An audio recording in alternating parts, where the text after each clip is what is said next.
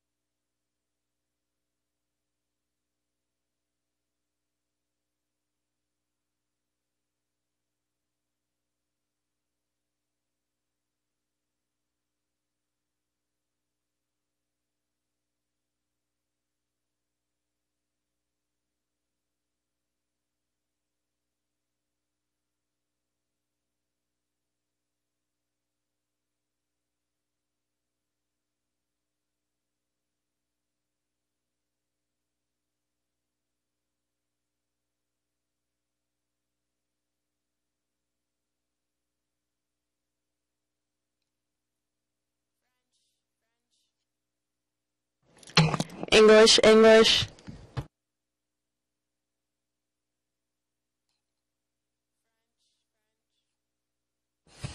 English, English.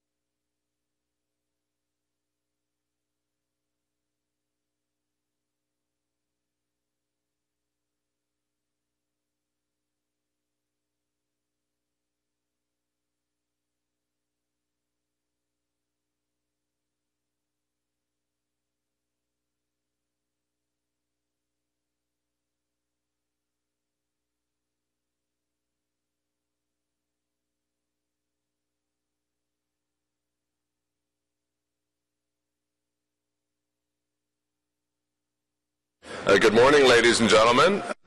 I'd ask members of council and the public to take their seats. We'll start the meeting in 1 minute. On va commencer la réunion dans 1 minute.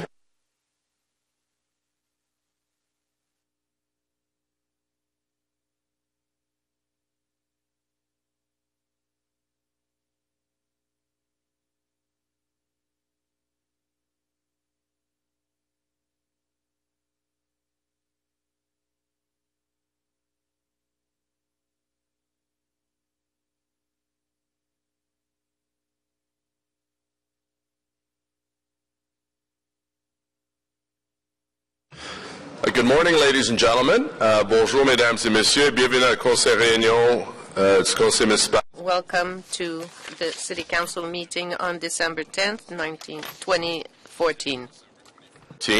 For those who are able to, would you please rise for the singing of our national anthem and for prayer.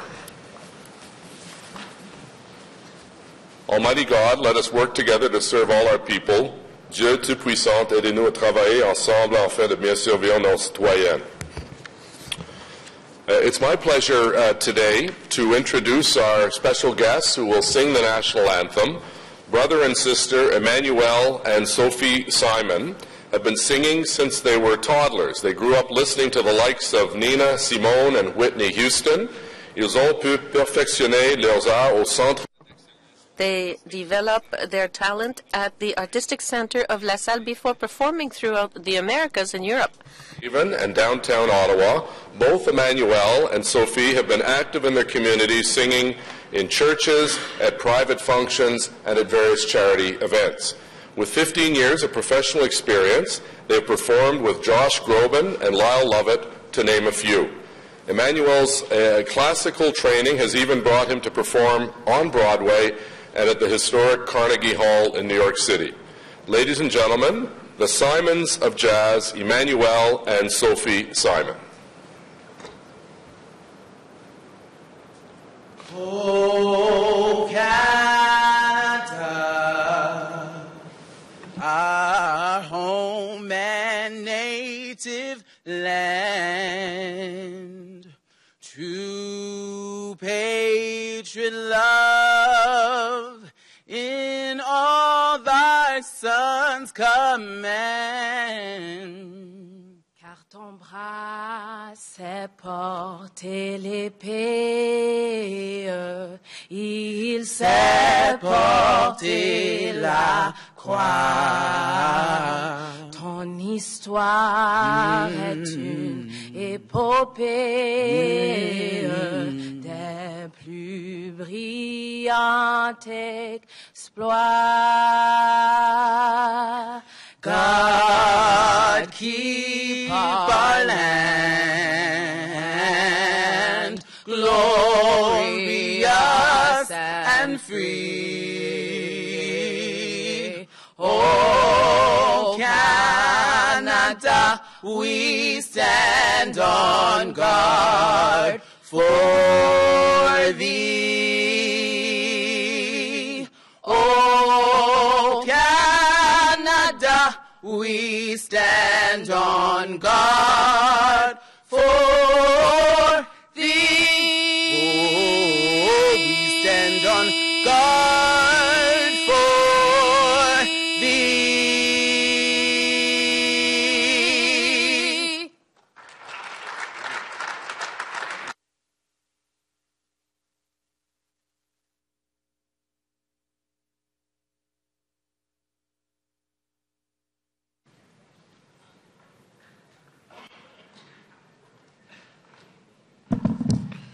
That was terrific. Thank you very much, Emmanuel and Sophie, for that beautiful rendition of our nation's national anthem.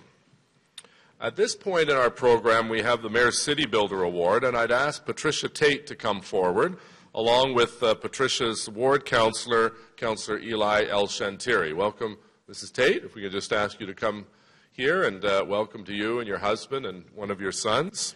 J'inviterai aussi le conseiller. I'd also like to invite Councillor Eli El-Shantiri to join us.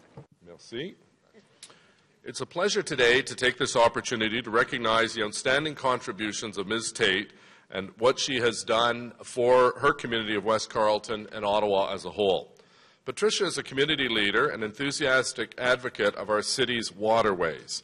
As a longtime member of Ottawa Riverkeeper, Ms. Tate works to encourage responsible decision-making, inspire action, and hold polluters accountable to recommend alternative policy and practices to safeguard our waterways. Madame Tate, qui fait de... As a longtime member of Ottawa Riverkeeper, Mrs. Tate works to encourage responsible decision-making, inspire action, and hold polluters accountable to recommend alternative policy and practices to safeguard our waterways. Is not by the water, Ms. Tate is often seen at community events proudly wearing her Riverkeeper t-shirt. Her leadership and advocacy played a major role in finding an ecologically friendly solution for shuttling boats around the Chat Falls Dam. The boat bypass at Moore's Landing next to the Quillon Ferry Dock opened in July 2006, and because of her hard work, Ms. Tate received the Daniel Bruton Outstanding Volunteer Award from the Ottawa Riverkeeper. When not acting as a river watcher, Ms. Tate is actively involved in her community in several ways, whether spending her time as a volunteer for the West Carleton Minor Hockey Association, the Canadian Cancer Society, or one of several local food banks. Ms. Tate is always finding a way to contribute, que ce soit en façon du whether spending time as a volunteer for West Carleton Minor Hockey Association, the Canadian Cancer Society, or one of several local food banks, Mrs. Tate is always finding a way to contribute. Outstanding contributions and many more. It's my pleasure to present you with the Mayor's City Builder Award along with your councillor, Eli El Shantiri, and thank you for the tremendous work you do in West Carleton and throughout the City of Ottawa. Félicitations. Congratulations.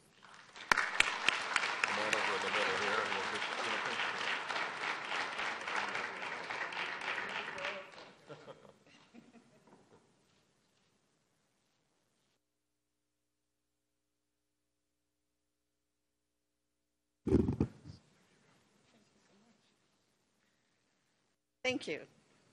This is truly an honor.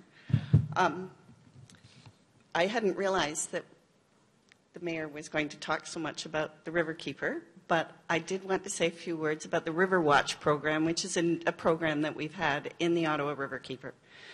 I became a river watcher for the Ottawa Riverkeeper in 2005 when the group was at its beginning stages. At the end of that first year, there were 4 of us. 1 in Quebec and 3 on the Ontario side. When you realize how long the river is, 1,270 kilometers long, and the watershed is 146,000 square kilometers, twice the size of New Brunswick, really 4 people doesn't seem like very much. But when you add the passion for the river, you attract more people. Through the efforts of Meredith Brown and the Ottawa Riverkeeper team, a strong core of 45 volunteer river watchers and 14 organizations are now taking responsibility for and spreading education about the river. We watch for changes and discolorations in the river and along the shoreline. We have test kits and are trained to test the health of the river and do so on a regular basis. We act as a conduit for information and concerns from our neighbors to the Riverkeeper. We discuss issues with our local leaders. We follow up with government agencies and attend workshops with experts so we can learn even more. Many of us take on initiatives to clean up the shoreline, plant trees, man booths at festivals and markets, and spread more information. Several of us organize information nights or visit children's groups with interactive displays to create a curiosity among our youth. This River Watcher program is strong and the river is benefiting. With more volunteer help, the program will become even stronger. The Ottawa River provides us all with the necessity of life, water, for our homes, for industry, for our hospitals, fire halls, and office buildings. And on the flip side, it also provides amazing recreational opportunities for everyone. It's our lifeline. It's very precious. Thank you. Beautifully said.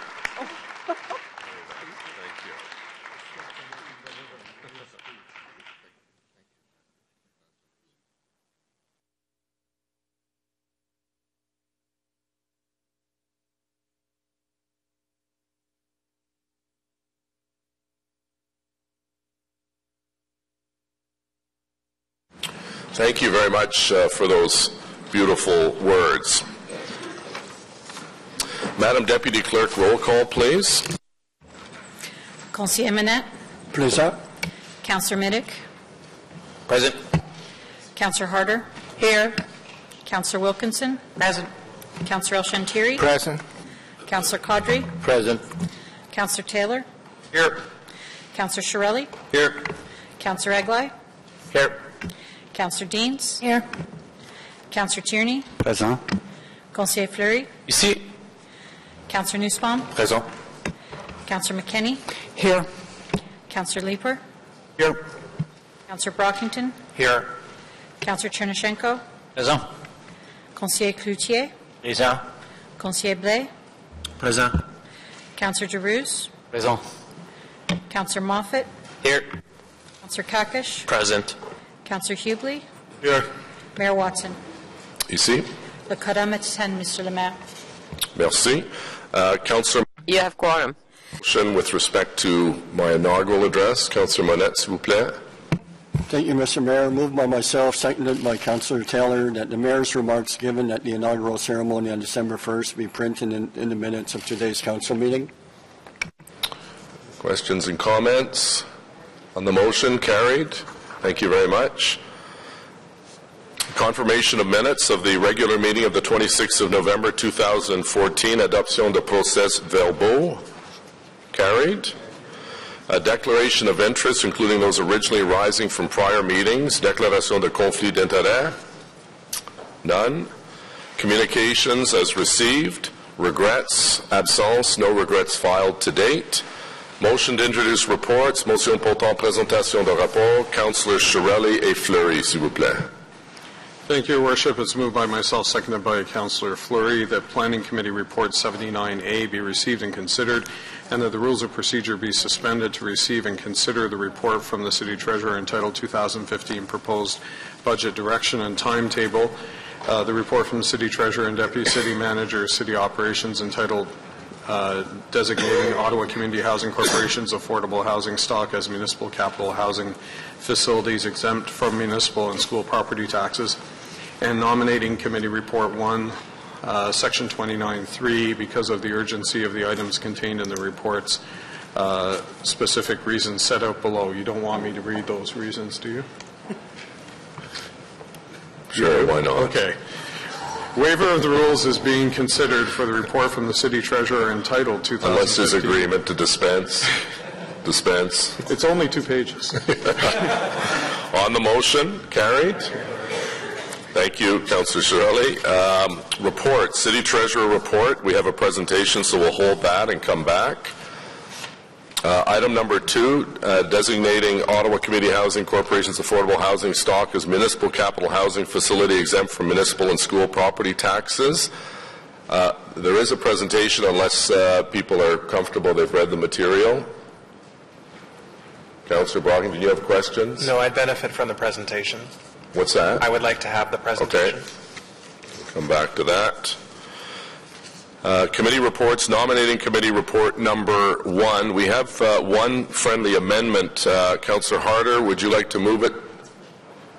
Yes, I will. It's we're just going to get it on the table because it's the only one I have right now. So it's with item number 5, but it's under the nomination committee, and it's seconded by Councillor McKenney. Right, the selection panels for boards, advisory committees, and the recommendation 11 with respect to appointments to the selection panel for the Ottawa Public Library Board be amended to appoint Councillor Tim Tierney, replacing Councillor Catherine McKenney. On that motion, carried. All right, so nominating committee report number 1. Item number 3, appointment to standing committees, subcommittees, and Transit Commission 2014-2018 council term. Carried. The next item is appointments to boards 2014-2018 council term. Carried. The next item is the one that is amended now. Item number 5, appointment of selection panels for boards, advisory committees, and the Committee of Adjustment as amended. Carried. Item number 6, appointment to external agencies 2014-2018 council term, nomination organisme externe, mandat du Conseil de 2014-2018. 18. Adopté. Carried. Thank you. Item number 7, Planning Committee Report 79A. There's 2 motions, and someone would like to speak to that. I think Councillor Tierney, I believe. Item number 8, exemption for site plan control 155 Clare Street, exemption de la réglementation du plan d'implémentation 155 Rue Clare. Carried. Bulk consent agenda, ordre de jour regroupé. Does anyone wish to remove anything from the bulk consent agenda? On the bulk consent agenda as presented? Carried. Okay, so we're back to City Treasurer report. The City Treasurer has a brief presentation. This is the 2015 budget direction and timetable. Ms. Similuk. Thank you, Mr. Mayor. There are no slides with this presentation. It's just a few opening comments on my behalf. So, bienvenue à budget. Welcome to Budget 2015. Of a many-month process that you will go through to finally adopt a budget for 2015 that will set the tax increase for that year. While every budget year is unique, the budget itself is built on the work that was done in many years by preceding councils and by preceding administrations. As a result, the directions that you have in front of you ask you to reconfirm a lot of things that are in other documents. We reference the long-range financial plans. We reference the fiscal framework, because those are the foundation documents for what you would be seeing in front of you for 2015. One of the things that we've learned through all these years of setting budgets is that residents want predictability. They want predictability not only with respect to their taxation, but with their services as well. And past experience has shown us that when you don't set limits initially when you do the directions, you end up with services and taxes that are unpredictable. If you have an open-ended target in that you're just going to receive the budgets and whatever the tax implications are that fall from that just arise, you end up with taxes that are unpredictable because they can range, as we've seen in the past, anywhere up to 10%. When you set a target that's too fiscally conservative, when you ask for 0 or you ask for a reduction in the taxes, what you end up with is a budget that makes services unpredictable. What we've presented to you, we think, provides that predictability, and it's built actually on a foundation that's in the fiscal framework, which under property taxation says, as a target, in most years, tax increases to maintain existing services should not exceed the rate of inflation, which is defined as the Consumer Price Index for Ottawa. Currently, inflation is running, the October numbers showed it at 2.4%, but the forecasts for 2015 are 2.1%. We are proposing that you set a direction that would limit the tax increase on the municipal portion of the bill only, because don't forget there is an education portion on there which we don't control, that be set at 2% for a resident. So this is a homeowner as opposed to a commercial operation. So in addition to setting the direction with respect to the tax increase, we're also asking you to reconfirm your commitment to other directions that were in previous documents. The first of those would be to continue to maintain debt in the same manner as we have in the past, which limits the amount of debt that you can use in any year, basically restricting it to the amount of debt that is actually expiring within the year, so that there is no net increase in the debt unless you specifically want it for what was termed a legacy project. In addition, we're asking you to recommit to what was in the long-range financial plan, identifying the fact that there's a gap between what you should be spending on capital repairs and what you are spending, and to increase the contribution every year in the term to try to bridge that gap. As well, we've asked that you recommit to the revenue cost ratios that were approved by previous councils with respect to user fees, the prime one of those being that for transit fares. You have established that you want to move to a 55% revenue cost ratio for users of our transit system. As well, you've adopted a long-range financial plan for the water and sewer area that sees increases both in the debt that's being used there in order to ensure that the prices don't go up too dramatically, but there is a significant increase again being proposed for the water sewer area that was identified in the last long-range financial plan. So those are the directions that are in front of you. They are directions. They provide staff with the tools that we need to come back to you in, and we're proposing February, with a draft budget, which will then go to your committees. It goes out for public consultation first, but then to the committees, where the committees will debate, receive, a review, amend, if possible, within the envelope for that particular committee. If they are not able to find offsets, they refer it to council. So when you get to committee of the whole, you deal with all of the motions that come out of committee and anything else that arises on that date. And you set, hopefully, the final tax or the final budget by March 11th of 2015.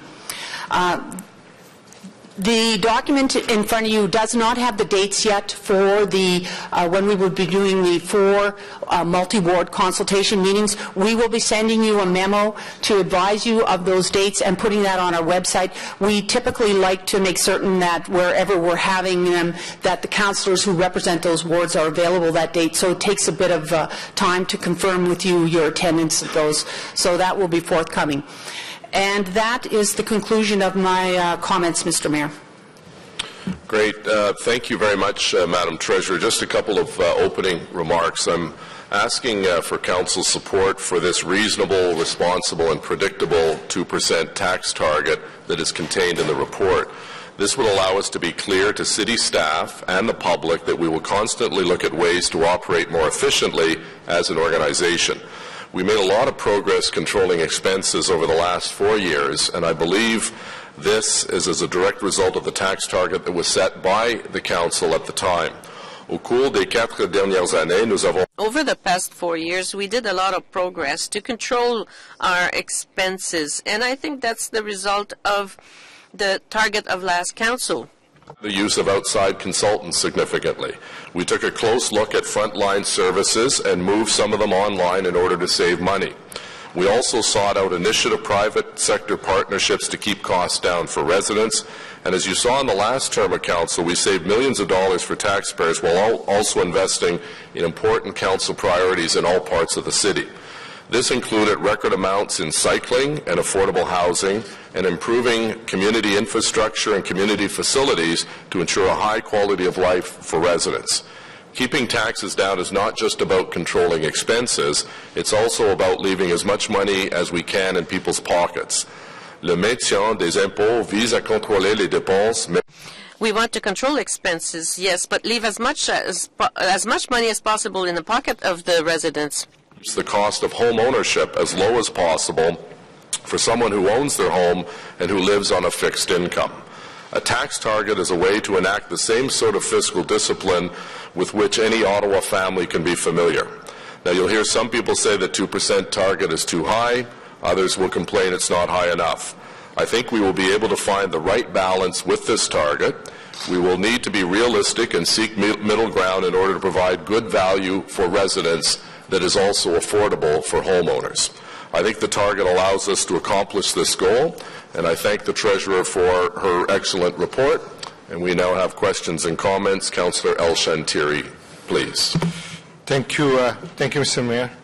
And Madam Treasurer, when we talk about the municipal portion of the property tax bill will not increase by more than 2%, and so basically for some of us who sits on boards and we know to be able to budget our own budget, what we're talking here about, the envelope of money will still remain the same, but what you're talking about here, the tax rate will be 1.75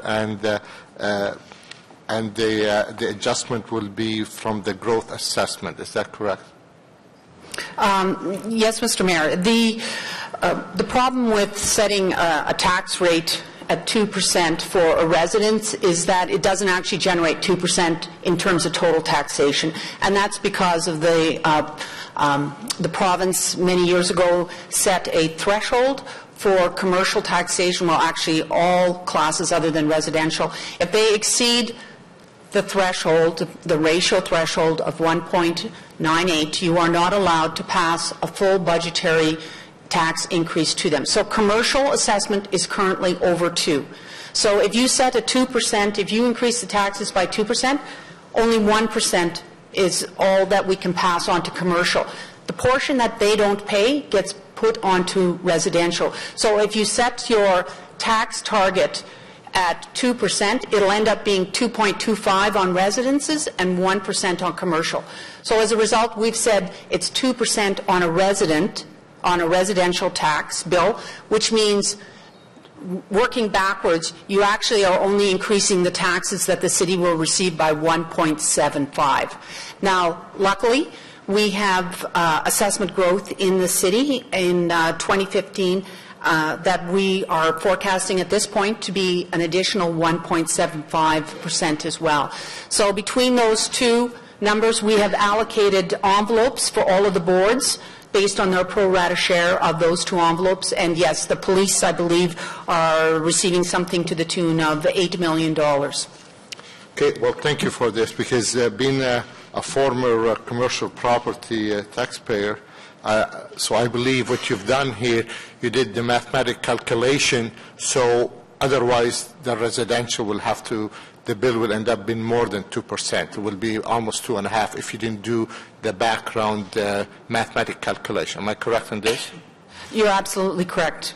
Okay, well, thank you very much, and I think that should be a good news for our residents, because now we, I know if you are a commercial owner, you're going to feel you're still paying a little bit more, but at least a little bit more from way back when Ken Kirkpatrick and 10 West Carlton meeting, when the download began. I think that's quite a bit of change from back in the days of after 1999 era. So thank you very much for accommodating. Thank you, Mr. Mayor. Yeah, thank you, Councillor. That was a very good exchange to clarify the 1.7, the 2%. So thank you for getting that on the table and the clear response from the Treasurer. Councillor Eglai, please. Thank you, Mr. Mayor. I noted during your presentation that at this point you can't commit to a date for the citywide consultations. What I would like to ask, though, is if we could have a consultation again at the Sportsplex. Year over year, it's been the most attended one in the city, and if that's at all possible to achieve again this year, I'm sure that we'll have more people out there than anywhere else again. Is that, you're nodding your head, is that? I will pass that direction on to corporate communications. They are the ones who organize all that, and I believe the intention was to try to have it there again. Perfect. Thank you very much. Thank you, Councillor. Councillor Chernyshenko, please. Thank you very much. I'll start with my questions. It would be more fairly posed to our staff, and then some of my own views and statements. I'm trying to put this, all has to be put in context, because we're picking a target that we believe is a fair target with the economics, the trends that we see in front of us.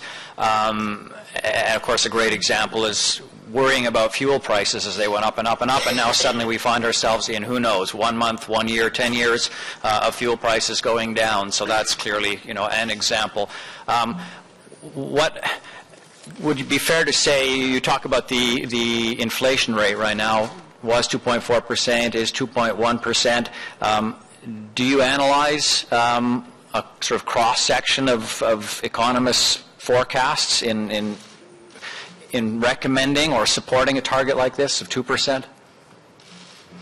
The only target or the only forecast that we have that's specific to Ottawa, and that's part of the problem, is the generalists tend to look at Canada-wide, and I can tell you the rate of inflation in Calgary is not the rate of inflation in Ottawa. So the only one that actually does it on a city basis is the Conference Board, and their forecast for 2015 is 2.1%. That was an October number. as we all know, things are pretty volatile out there right now, but I don't know why I paid more for gas this morning than it was yesterday. But anyway, it's that's what we're relying on, but really 2% we think is sort of where our costs are going as well, looking at labor awards, looking at all of the other costs and services that we have to provide. Mm-hmm. Can you remind us what our city's credit rating is at the moment? I believe we have an excellent 1 and an ability to borrow, and similarly, interest rates don't look likely to move much in the next few years. And I know I'm sort of asking you to be an economic prognosticator, which isn't your role here, but the city has a AAA credit rating at the moment, and one of our strategies is to preserve that. So that's why you have the rules you have around the use of debt. But you're correct, where forecasters right now are not looking at having interest rates rise dramatically until mid-2015 is when we start to see them inching out. But in all honesty, for the last 2 years, they've always forecast that the next year, mid-year, those interest rates are starting to rise, and that hasn't happened yet. So I think we're still in a fairly good times with respect to interest rates on our debt. We're able to issue at record lows. But again, debt is something that has to be managed, that you just can't, you don't go out and borrow just because the rates are low. There has to be a base case made for it, and you already have approved a whole bunch of rules around the issuance of debt, and that is you're only adding more debt on to what we already have for new projects that you consider to be of a legacy nature. An example would be your light rail. Mm-hmm. Am I right in assuming that you track and would bring to Council's attention as early as possible if you saw a trend that was going to put in jeopardy our budget target? Are you referring to the 2%? Yes. Oh. Or if you saw changes in economic conditions or a particular large expense. I mean, fuel prices is clearly one that's sort of so obvious, but I'm sure there are others where you would bring to our attention changing circumstances that ought to be taken in. We're setting this 4-year target, but we're not only going to have to review it annually, but be able to, on the fly, make adjustments. And I'm wondering what your mechanism might be that you would flag, should I say, a red flag for us, a worrisome trend or change. So first of all, this is actually only asking for 2015. This isn't actually asking for directions for the term. It's just for the 1 year. Second, we will be tabling, when we table the budget in February, it will include full knowledge about what we know about prices at that point in time. But at some point you have to say this is what it is, draw that line in the sand, because we need to issue the tax bill, so we need to know what the final number is going to be. We bring to you quarterly reports on your budget to tell you how we're doing against it, and if there are things that happen that we did not anticipate which are causing pressures or problems within your budget, and then we look to adjust those in the next year's budget. An example I will give you is that this year alone we saw asphalt prices, I think, almost double. And it was a reflection of the cost of oil at the beginning of the year. So the budget for asphalt overlay reflects that now. Whether that'll hold or not, given the fact that oil prices again are dropping, it's too early to see because we're not in that season yet. But when we are actually out there letting the contracts for the asphalt overlay, we will see if, again, that trend continues, that we are actually able to do less with the amount of money that we're being provided to the asphalt overlay program. How do city managers respond to something like that, where we see a dramatic increase in an item that's clearly a major expense of the city? Do we annually or maybe even quarterly review projects that we have on the go and evaluate whether we can continue with those projects? Look for changes to schedules? Your asphalt overlay program is that. It's a program. So you have a list of roads that you want to do, and we provide you with a cutoff line as to what we think we can do in the year. But if the prices go up, that cutoff line actually moves up. So yes, we review that actually on a monthly basis. We look at the progress. And the project engineers look at it and alert us of if they have difficulties with respect to achieving the objective of the program with the amount that has been allocated to them. Thank you. I think for my colleagues and the public, our goal is to try and find the sweet spot of what is a reasonable, fair tax increase or tax target, to be more accurate.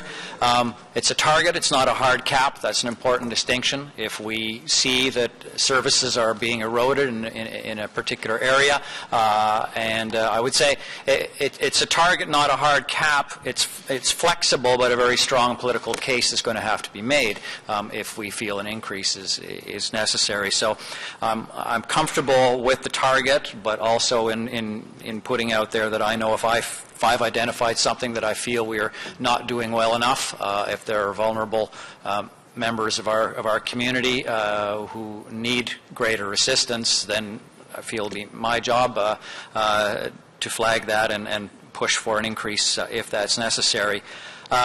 There are all kinds of unknowns. Fuel prices we've just mentioned. Snowfall year to year, we can get almost none, or we can get triple and blow it all before Christmas. We've seen emergency policing, horrendous incident just a few months ago where sudden demands that were not budgeted for or anticipated. Emerald ash borer is one of those. So I think it's critical that we always remind ourselves, yes, we've got some contingency money, but that if necessary, we're not locked in and will provide inferior services just because we gave ourselves a target.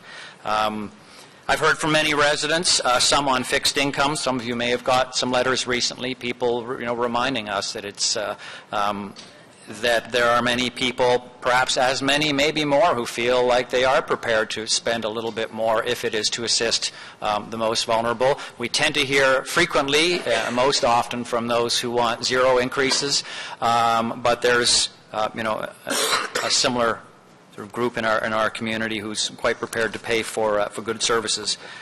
We've seen what zero looks like. It's often been more expensive and done more harm.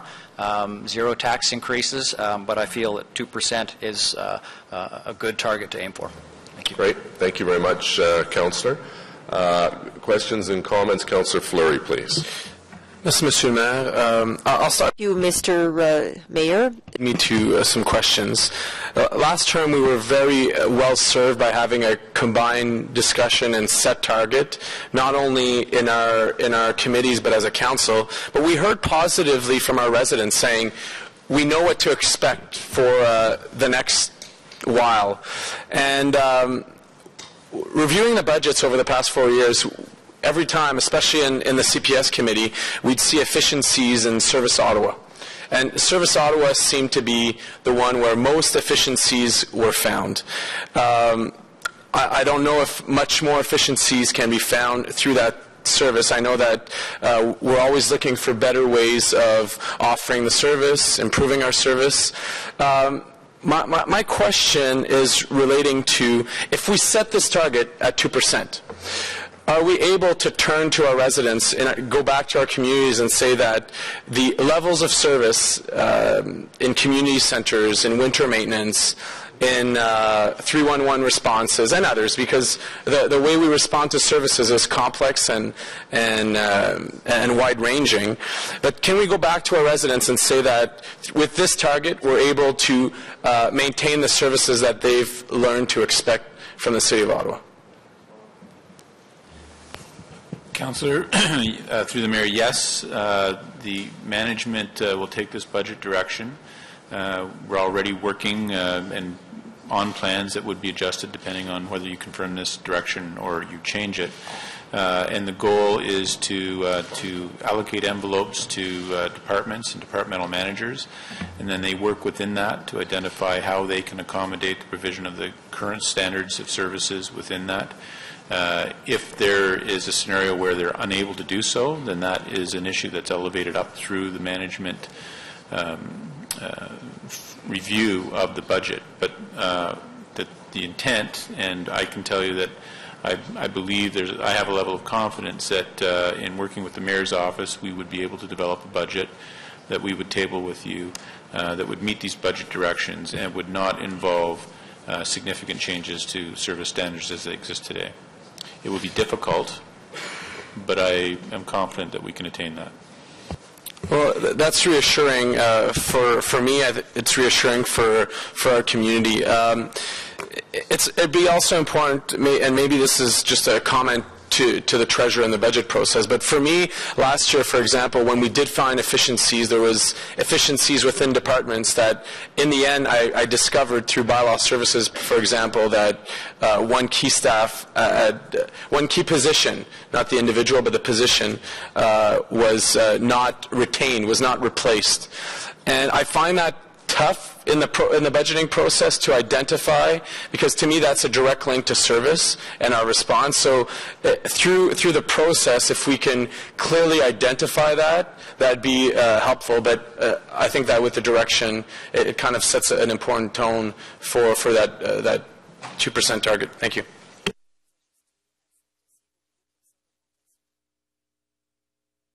Merci. Councillor McKenna. Thank you. Yes, thank you, Mr. Mayor. So just picking up on what some of my colleagues have just expressed, and it's more just a point of clarification around the process. So we've got in front of us a proposed budget direction, and I just want to clarify that this is a direction to staff with a goal, with a limit or a target, if you will, of 2%. And I do understand how that gives us predictability around both our tax rate for residents and the services that our residents, expect from us, from their municipal government. But just to clarify then on the process, so we're sending staff away to come back to develop a budget with a target of 2%, which is a laudable goal. But we haven't seen that budget yet. So when that budget is put in front of us at our committees, at our standing committees, we have the option then to offset any pressure that we may identify either as a committee or later on as in council or committee of the whole, with an offsetting cost either within that committee or an offsetting increase to the target once we get to council. Am I correct in that? Yes, you're correct. It's either you have an offset from within the committee or another area, another committee, or it's from the target of the 2%. But I'm sorry, Mr. Mayor, I neglected to mention when I was making my remarks that as well, in addition to what you're going to see in the budget, you're going to see an envelope dedicated toward what are council's strategic priorities for the term. So because you haven't gone through that process yet, it will just be an envelope that's unallocated. So there may be an opportunity that if there is something that you see that isn't there in the budget that you'd like to see, that might be another way of getting it in there is through the term of council priority setting process. And there's an envelope both for operating and for capital for each of the years within this term. Thank you. Thank you, Councillor McKenney. Councillor Nussbaum, please. Thank you, Mr. Mayor. A question and a brief comment. The question to the Treasurer is, firstly, thank you for her presentation. She mentioned that the long-range financial plan included essentially an idea, a philosophy of not wanting the tax increase to exceed the rate of inflation, which I think is proper, because that is the measure through which residents see price increases. My question is, does the Treasurer have within her staff, or has there ever been undertaken, an examination of what the cost to the city is of increased expenses, which of course would not be the same as the rate of inflation. I'm thinking of collective agreements. I'm thinking of large purchases which the city undertakes, which wouldn't be captured there. And so my question is, for the purposes of 2015, does she have any sense of whether or not the pressures which the corporation will face due to these price increases is significantly different from the anticipated rate of inflation? Maybe I'll pause there and let her answer. Thank you for the question. We did have, in previous years, we had what was referred to as a municipal price index, and we actually had a formula for determining that, which would include all of our costs and so forth. There was, unfortunately, well, I shouldn't use the word unfortunately. There was an audit undertaken of the methodology of the compilation of the municipal price index, and the Auditor General at that time did not agree with how we were determining it. So there was a motion put forward that we not use it. So we have ceased and desist from compiling a municipal price index. But if your question is whether I think that the costs that we're seeing are in line with the 2%, my answer to you is yes. When I look at the compensation costs, all of the other prices that we're paying for things, yes, we are very close to that 2%. Okay, thank you very much for that. My comment was going to relate to Section A of the directions, which relates to the 2%, but I think your very helpful clarity to the questions posed by some of my colleagues negates the need for me to ask it. I think the important thing is you've been clear that nothing in the staff direction fetters future council discretion with regard to whether we accept a 2% target or whether circumstances lead us as a council to decide, for instance, that we may want to look at something between 2% and the rate of inflation should, in fact, there be important priorities that our residents offer through the public consultation stage. But given that you've been very clear on that point, I don't need to pursue it any further, and that's it for me, Mr. Mayor. Thank you. And I assume, conversely, if inflation goes down, you'll be looking at the other end of the spectrum as well. Thanks, Councillor. Councillor Brockington. Thank you, Your Worship. I just want to say I appreciated your opening comments. And I concur with you about the need to set, as you say, a responsible and reasonable and realistic budget target, both for our staff and for the community, to ensure that we align their expectations. It is important to provide staff with direction on how to come back to council with a draft budget. I do have concerns, and I wanted to raise those concerns today, though. And that is with us setting a firm target before any type of discussion on budget priorities is held, particularly following an election where we have 8 new councillors here around the table. I don't want to prejudge or limit the ability of committees or even council to successfully address the needs of our communities by having this hard cap. It certainly is worded in the staff report as a hard cap, although we've had clarifications that indicate that council really can make some changes at the end of the day here. As you know, Your Worship, I chaired the school board budget here in Ottawa for 4 years, $700 million budget.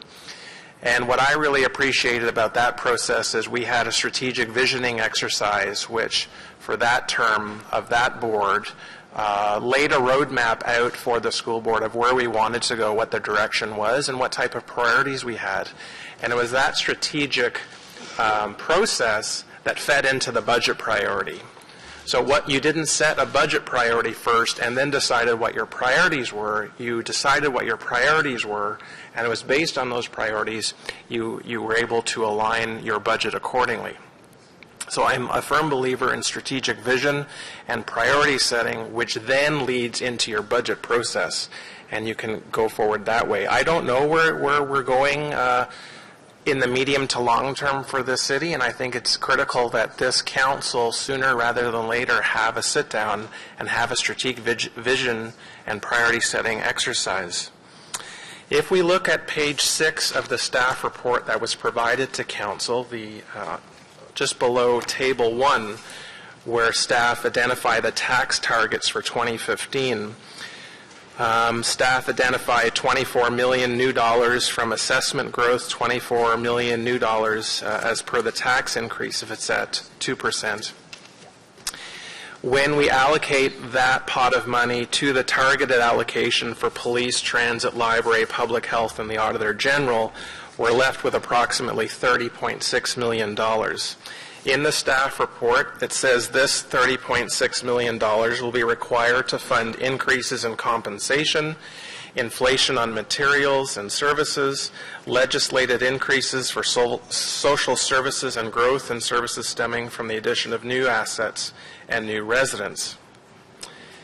Based on this, how much money will be left in the pot for Council to allocate to the needs that we've heard from our communities during the election process, that returning councillors have from their communities that's not going to be addressed in the budget? Will there be any funds left over to use to address the needs of our community? Okay, thank you very much. Councillor Leeper. Mr. Mayor, that's a question. Was that a question? Oh, I thought it was a statement. Okay. Treasurer. At this point in time, I can't tell you if there's anything left from that $30 million, but I can tell you is that we have set aside envelopes for strategic priorities for Council, both from a capital and an operating nature. And those will be there for when you have your discussions. I believe they're subsequent to the budget, but before the mid-year point, you will set your strategic initiatives, what you want to undertake, and those envelopes are set aside. They're not being spent. So that is there for that purpose. Whether there's anything remaining from the $30.6 million, we are still in the budget development stage. So at this point in time, I cannot tell you if there's anything left. Okay. So just to continue that train of thought, and thank you for that reply. My concern is there will be very little money left over when we have it all allocated as per the staff target table here on page 6. And my concern, Mr. Mayor, is before that strategic visioning and priority setting exercise, before I've even had an opportunity to hear around the table what all the priorities and needs are from my fellow colleagues, we're asked to set a target of 2%. And I realize, again, that can fluctuate over the budget process. But it's the message we're sending to the public today and the public expectations that we're going to meet and hold steady on that 2% when there could be very legitimate needs out there that we need to address. And we're going to hear that at committees when committees go through their budget process. So I want to make sure that the public is aware that, yes, we're going to listen to those needs at committees, but by committing to a firm 2% today, we may be handcuffing our ability to address the needs that are out there. So that's a concern to me. I understand how the process works, but I also understand that with the target allocations already identified by staff and the very little extra money or resources that will be left for us to address that, our ability to do that is going to be very limited. Thank you. Let me just clarify for all members of Council a couple of things. First of all, we will be doing a term of Council priorities. We can't do it after an election year for the simple reason that we have to get the tax bills out by April. So the plan is, as we've done since the city was created, we engage staff and the public in a term of Council priority setting between now and the summer. But we still have the corporation to run between now and then, and it's necessary for us to start the budget process in a condensed fashion in an election year. That's the reality. We can't hold off and have a 6-month priority setting exercise this year because we need to get the tax bills out. And normally, in a normal cycle, we would do that, obviously, starting in the spring and the summer. So we can't be without a budget for 6 months, and we have to continue to operate and provide those services to the public. So, Councillor Brockington, you're quite right. In some ways, this is a bit like the cart before the horse, but we have no other choice. We have to move forward. And I think in terms of public consultation, we had the greatest public consultation with the most number of people ever called an election. So, I think we're fresh off the campaign trail where we heard from tens of thousands of people, and we will take their comments that we heard at their doorsteps and at town hall meetings and incorporate that into the term of council priorities. But in the interim, for this budget cycle of 2015, we very much have to move forward with the proposed timetable and roadmap that the Treasurer has set out with what I think is a reasonable target that we're aiming for. So I appreciate your feedback on that. Councillor Leeper. Thank you, Mr. Mayor. I think it is important to pick up on a point that was made by Councillor Chernyshchenko, that we find the sweet spot with respect to what the increase should be, and part of that is making sure that we are looking at inflation as best we can. I think Councillor Nussbaum pointed to that as well. When I look at the CPI in Ottawa for the past couple of quarters, on a month-by-month basis, it's gone 2%, 2.4, 2.7, 2.1, 2.2, 2.3, 2.4. It seems to be tracking upwards. Just a couple of quick clarification questions. The conference board forecast for Ottawa, how closely does it appear that they will have tracked actual CPI for 2014? And then my second question is, how much of our budget is actually affected by fluctuations in what is ultimately a consumer price index? Can you give me an idea of what the delta in terms of expenditures would be if CPI were 2.1 versus 2.5, for example? So the conference board, their fall forecast, which was October of this year, they were forecasting 2014 inflation at 2.3. And at the end of October, we were sitting at 2.4. So their forecasts are pretty good at this point in time. Of course, no one foresaw what's happening right now with respect to fuel. So in terms of CPI versus the fluctuation in prices or costs for the city, the CPI basket does not match our basket of goods and services. There's no real correlation there at all. Your biggest driver for the City of Ottawa is what your compensation awards will come in at. And we've already there's only been 2 that have been settled for 2015, and one of those is actually above 2% and the other is a little bit below. So that's your biggest driver. Fuel prices are a concern to us, but not as big a concern as most people would think, because we have an active hedging policy where we go in and we make certain that we are able to purchase the fuel we need at the price that we've got in the budget. There are other costs, though, for example, food costs, which are of concern right now because food costs are increasing quite significantly, and a lot of that has to do with the fact the dollar is dropping and drought in California, all kinds of reasons. And food prices for us, because the long-term care facilities, they use a lot of food. So different aspects of it, we do see the direct correlation, but there are so many things in the consumer price index that have nothing to do with what we purchase, that I would say that if I were to say what's the correlation, I would probably say it's probably around 25%. The rest of it is really unique to the city and our own services.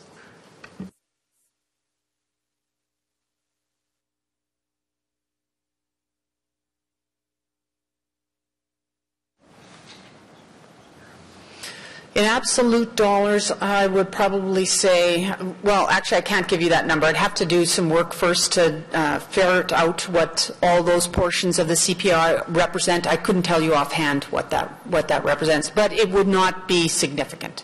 Okay, thank you. Anything else, Council? Okay, thank you. Conseiller Manette, s'il vous plaît. Thank you, Mr. Mayor. Just a clarification, I guess. It's a bit worrisome around the table when I hear that it's more of a guideline, and there's possibilities of being higher than 2%. Just want to be reassured. If we pass this today, yes, it is a guideline, but if it's passed by the majority of council, every attempt will be to maintain it at 2% or lower. Is that correct? We will be tabling a budget in front of you that respects this guideline. Okay. And then it will be up to council through your deliberations to ensure that you get to where you want with respect to the tax increase. Okay, and the practice during the budget consultation, during the committee meetings will be if there's any added expenses, it has to be offsetting by finding the savings in other areas. Is that correct? That's correct. You approved that as part of the process last week. Okay, so that keeps it within 2%. So I guess just a closing comment, being a councillor for a few terms on this council, I've seen 0%, I've seen 7%, and I've seen 2.5%. And the one that was most effective was when we tied it down to 2.5%. Across the city of Ottawa, we noticed that residents were thanking us.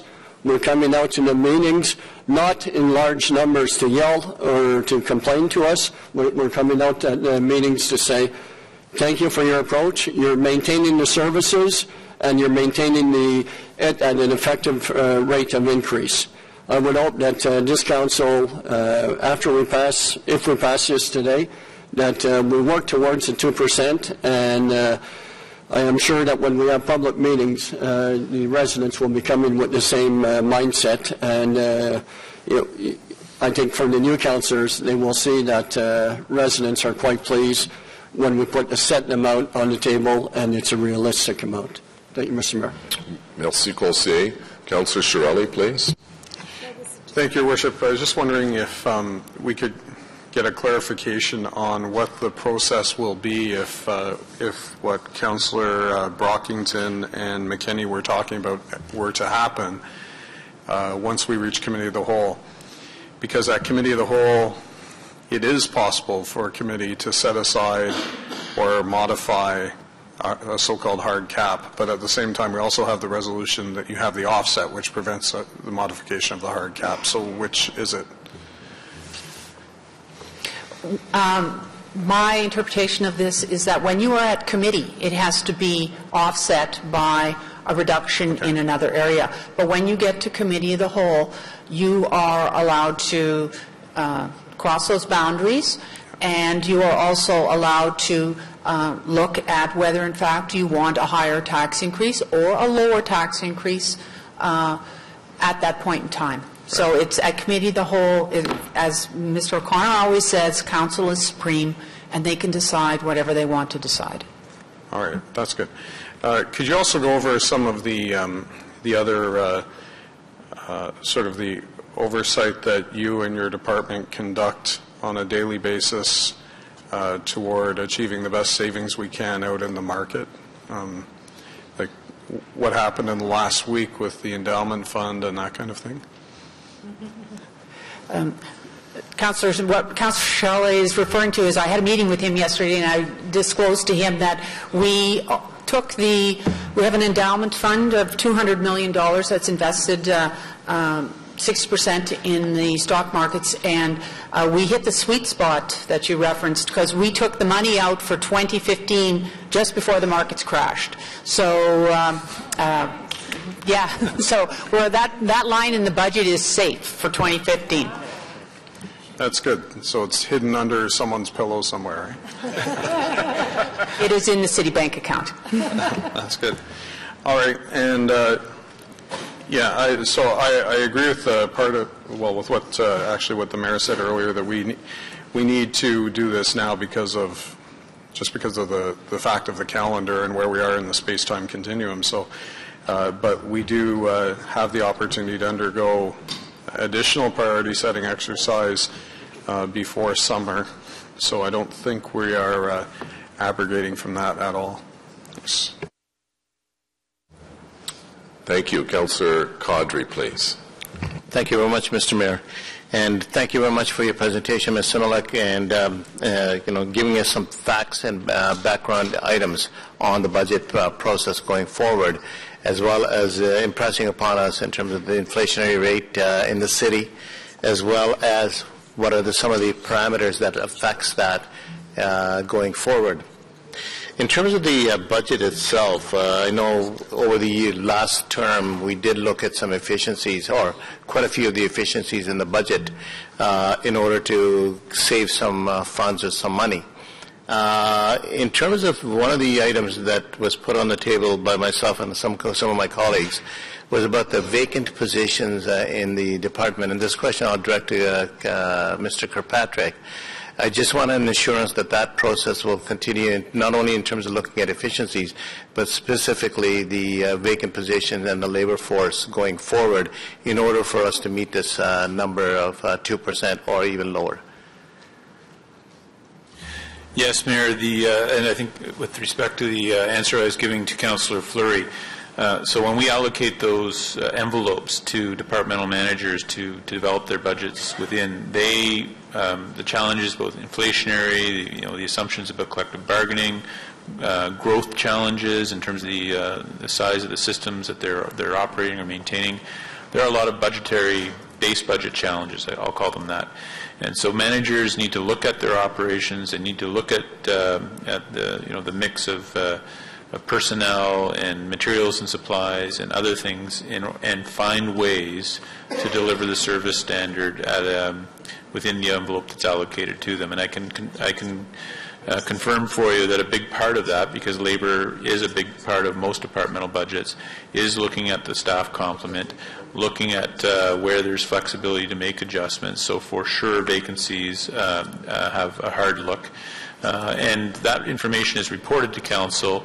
In the tabled budget, there's a statement that shows where there's any use of temporary FTEs, which typically is tied to vacant substantive positions, but there's also staff report to Council on vacancies that are in existence over a period of time. I believe it's 6 months. I can't remember the exact period, but you do get reporting from management on the state of vacant positions within the organization. And I think a good timing for a review of that information is at the time that the budget's tabled with Council, so that you can see that there's that kind of rigor being applied by management. Thank you very much, Mr. Kirkpatrick, for that answer, and that's the concern.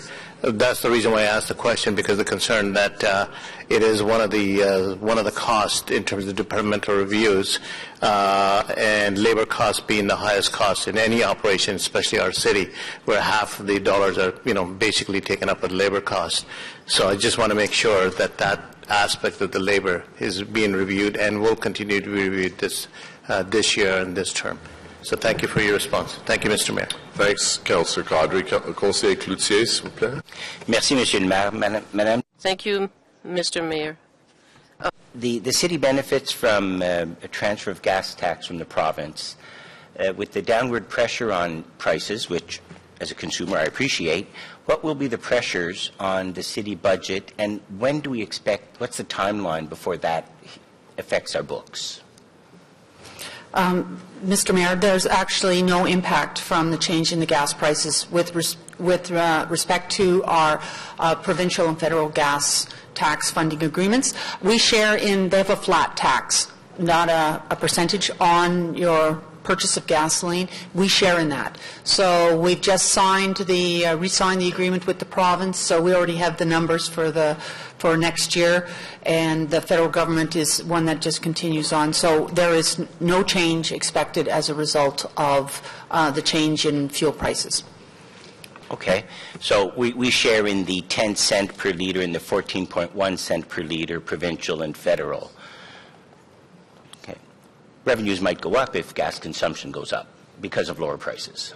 That is, in fact, what we're hoping. And then we already have indexing, I believe, on our federal, or no, on our provincial gas tax. They've already provided indexing on that, and we're hoping to get it on the federal one as well.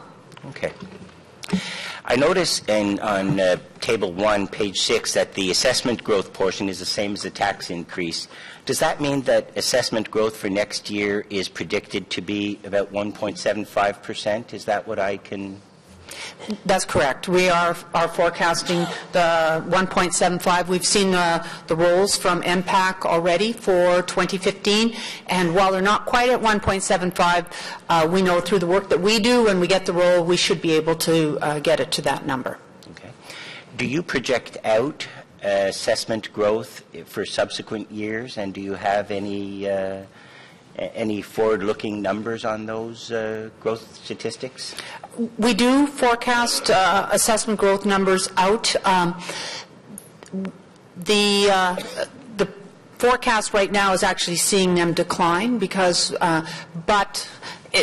we will have to modify what we've got as a forecast right now based on the building permits that were approved this year, which we had quite a spike in the number of building permits approved. But we do have a forecast out, but it does actually see this going down gradually over time. But while it's going down as a percentage, in terms of dollars, it's actually generating almost the same amount of money because your taxes are increasing, so you add on, and as a percentage, it's even, in terms of the total number of homes, it ends up being almost the same. Thank you. Thank you, Mr. Mayor. Good questions. Thank you, Councillor. Councillor Kakish, please. Thank you, Mayor. And I think there's a lot of good points that were made today, and it is a challenge to ensure that we maintain services to residents and at the same time watch the bottom line as well and the way tax dollars are spent. So I'm going to sort of echo what Councillor Caudry said in terms of having a lean and efficient bureaucracy, and that we are doing everything we can to make that a reality. So in addition to Service Ottawa, over the past few years, have we kept the numbers down, I guess, in terms of FTEs and...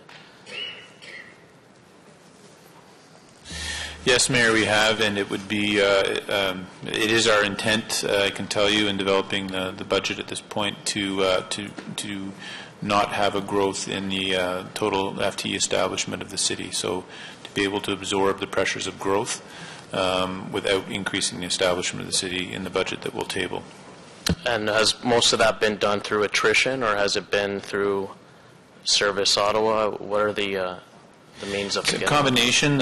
Some of it comes from the tools that were delivered to management through Service Ottawa. Some of it's through just the diligence and the creativity of management and taking a look at how they deliver their services.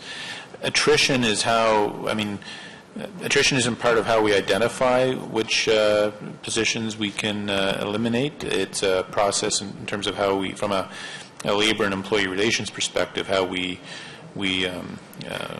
manage the impact of reducing positions in the organization through attrition, through reassignment, through bumping rights if they're collective agreement positions. But I'd say over the last 4 years, it's primarily from Service Ottawa, and as I said, to do just the diligence and creativity of management, looking at better ways to deliver service.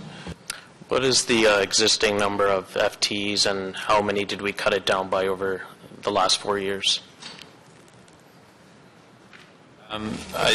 Mayor, I don't have that statistic in my mind. We'll get it for you. I think over the last term of council, it was probably something in the order of 150 to 200 FTEs. Okay. Thank you, Mr. Mayor. Thanks, Councillor Kakish. Councillor Deans, please. Thank you, Mr. Mayor. Just a couple of questions. One, Ms. Similek, I'm just wondering if you could explain to us a little bit more the city's strategy around hedging in light of plummeting world oil prices. And most people don't think we've hit the bottom yet. So I'm just wondering how we hedge in that scenario, because it's always been the worry about the price going up, but now it's the price going down. And so I just don't understand how we hedge in that scenario. Thank you for the question. First of all, I'd like to start by saying I think the policy that we have has served the residents of this city very well ever since we've taken it a stand on trying to hedge 75% of our consumption in any year. An example would be that at this point, at the end of October, your budget would have had to have been $1.9 million higher as a result of the fact that fuel prices were significantly higher than the hedge we were able to enter into. At this point in time, we hedge well in advance of the actual fiscal year. We're already starting to look at 2016 and 2017 hedges. So we have hedged for 2015. We think we've hedged at a fairly reasonable price. It may be a penny or two more than we would pay if the whole thing was floating, but it gives you that protection, because I do not believe that fuel prices are going to stay at this level. I think at mid-2015, we will be glad that once again that we had a hedging policy in place. So we're looking at the numbers right now. The question for us in setting the budget is, what do we set for that 25% that is not hedged? Do we set it at the 98 cents we're paying right now on the floating market, or do we set it toward where we think it'll be, or average over the year, which will probably be closer to $1.05 or closer to somewhere around that. So it's that portion of the budget that we're working on right now, trying to give you a good number going forward. But your hedging policy has served your residents very well in protecting you from big fluctuations in your budget. Oh, and I completely agree, and I think it's been a very smart strategy for the city. What are we primarily hedged at, the 75% for 2015? You are hedged at $4.7 cents. Okay, so if oil prices keep going down, it might cost us a little bit more, but we have the assurance that if it went back up, we're still hedged at a reasonable rate. Yes, you do. And you also have, don't forget, on the 25% that isn't hedged, any savings between what the budget is and what you're actually paying go to help offset. Those are savings right to your bottom line. So that helps you. Your budget is secure as a result of the strategy, and you will most likely have some savings if oil prices continue to stay at the level that they're at today. Right. Okay, thank you. My other question is around the transit 55% tax ratio. You mentioned that that's the old strategy was 55%. Where are we currently? Your 2014 budget had you at a revenue cost ratio of 53%. And I want to clarify, the costs are not the total transit costs. They're really only the direct operating costs. So users are paying, we're to pay 53% of the direct operating costs.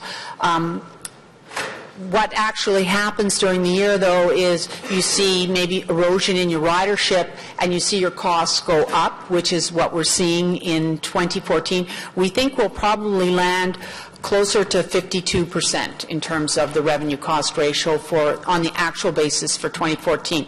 So the target in moving forward in 2015 would again be to nudge you more towards the 55%. So so I just want to understand what we're voting for today. If that direction is 55%, then that would lead to a fare increase beyond the tax increase? I can't say that at this point in time because I haven't seen the transit budget and all the pressures that they have in their in the budget. But if their pressures are more than can be accommodated with a 2% tax increase and a 2% fare increase, as the tax increase will be capped, the pressure will be to move the fares beyond 2%. And this target actually would dictate that you actually move towards that because you are not at the revenue cost ratio that Council approved I believe back in 2007. So that would be, there's a potential that the user fare increases could be higher than the rate of inflation or the rate of taxation increase. Well, I'm glad I'm not the transit chair. Thanks.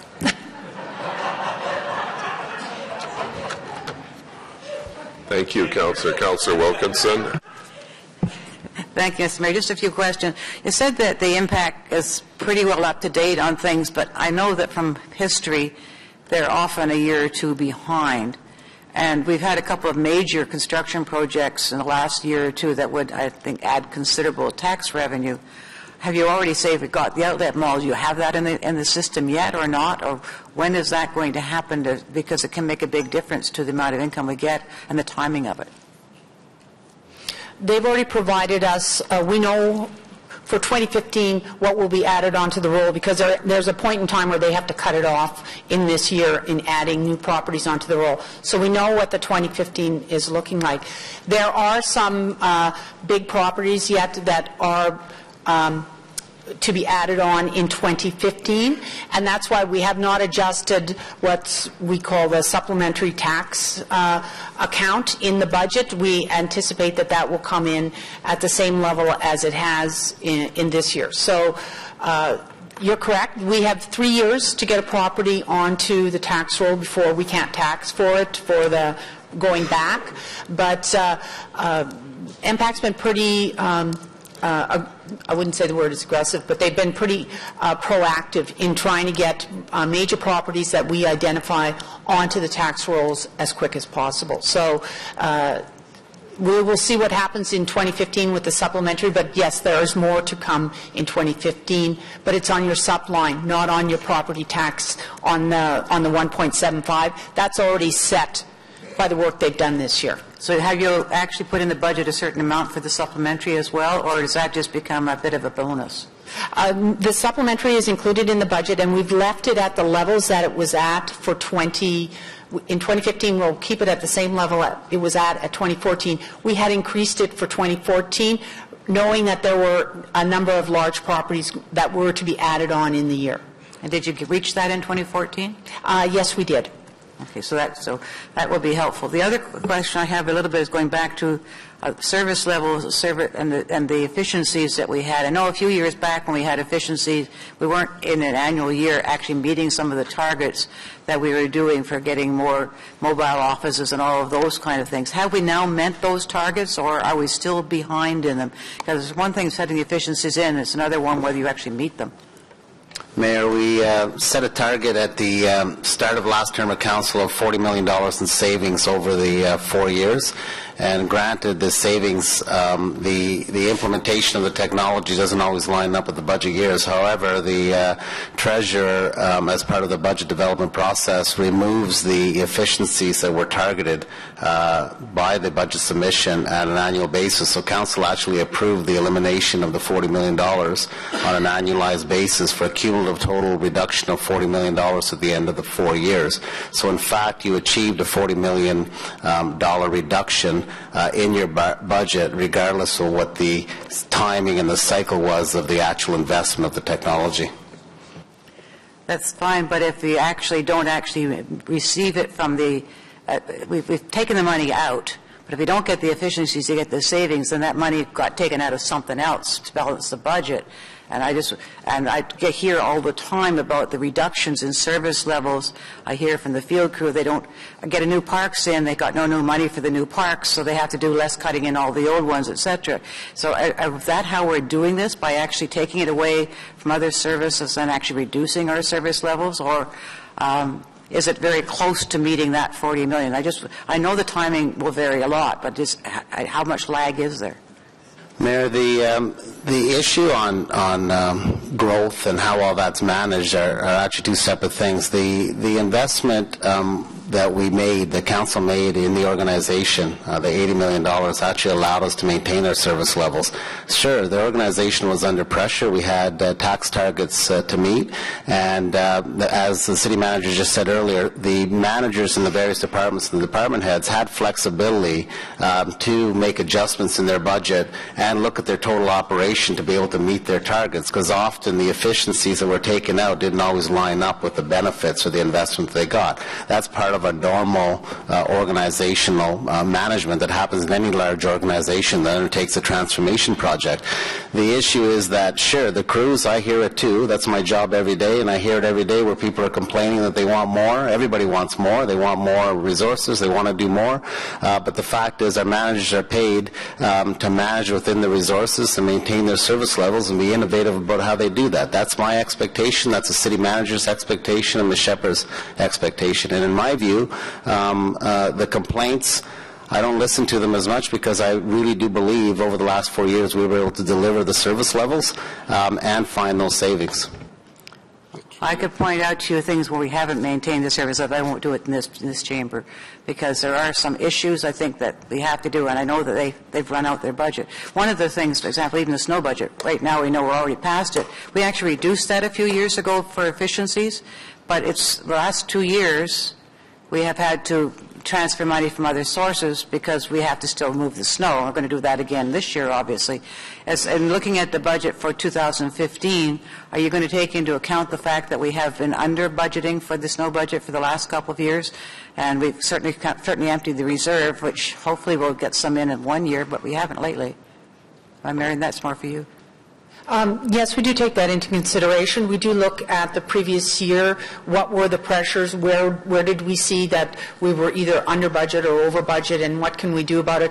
We think we need a bigger strategy with respect to your snow removal, and through your term of council priority setting sessions, we think there should be some discussion about what you want to do with that reserve and whether council wants to make a deliberate contribution to it as opposed to the strategy we have now where you wait until you have a year with a surplus before you make a contribution to it. So that whole discussion, while we will recognize it in the budget, I think the more appropriate place for it will be when we talk about the term of council priorities. Okay, that makes sense. Thank you.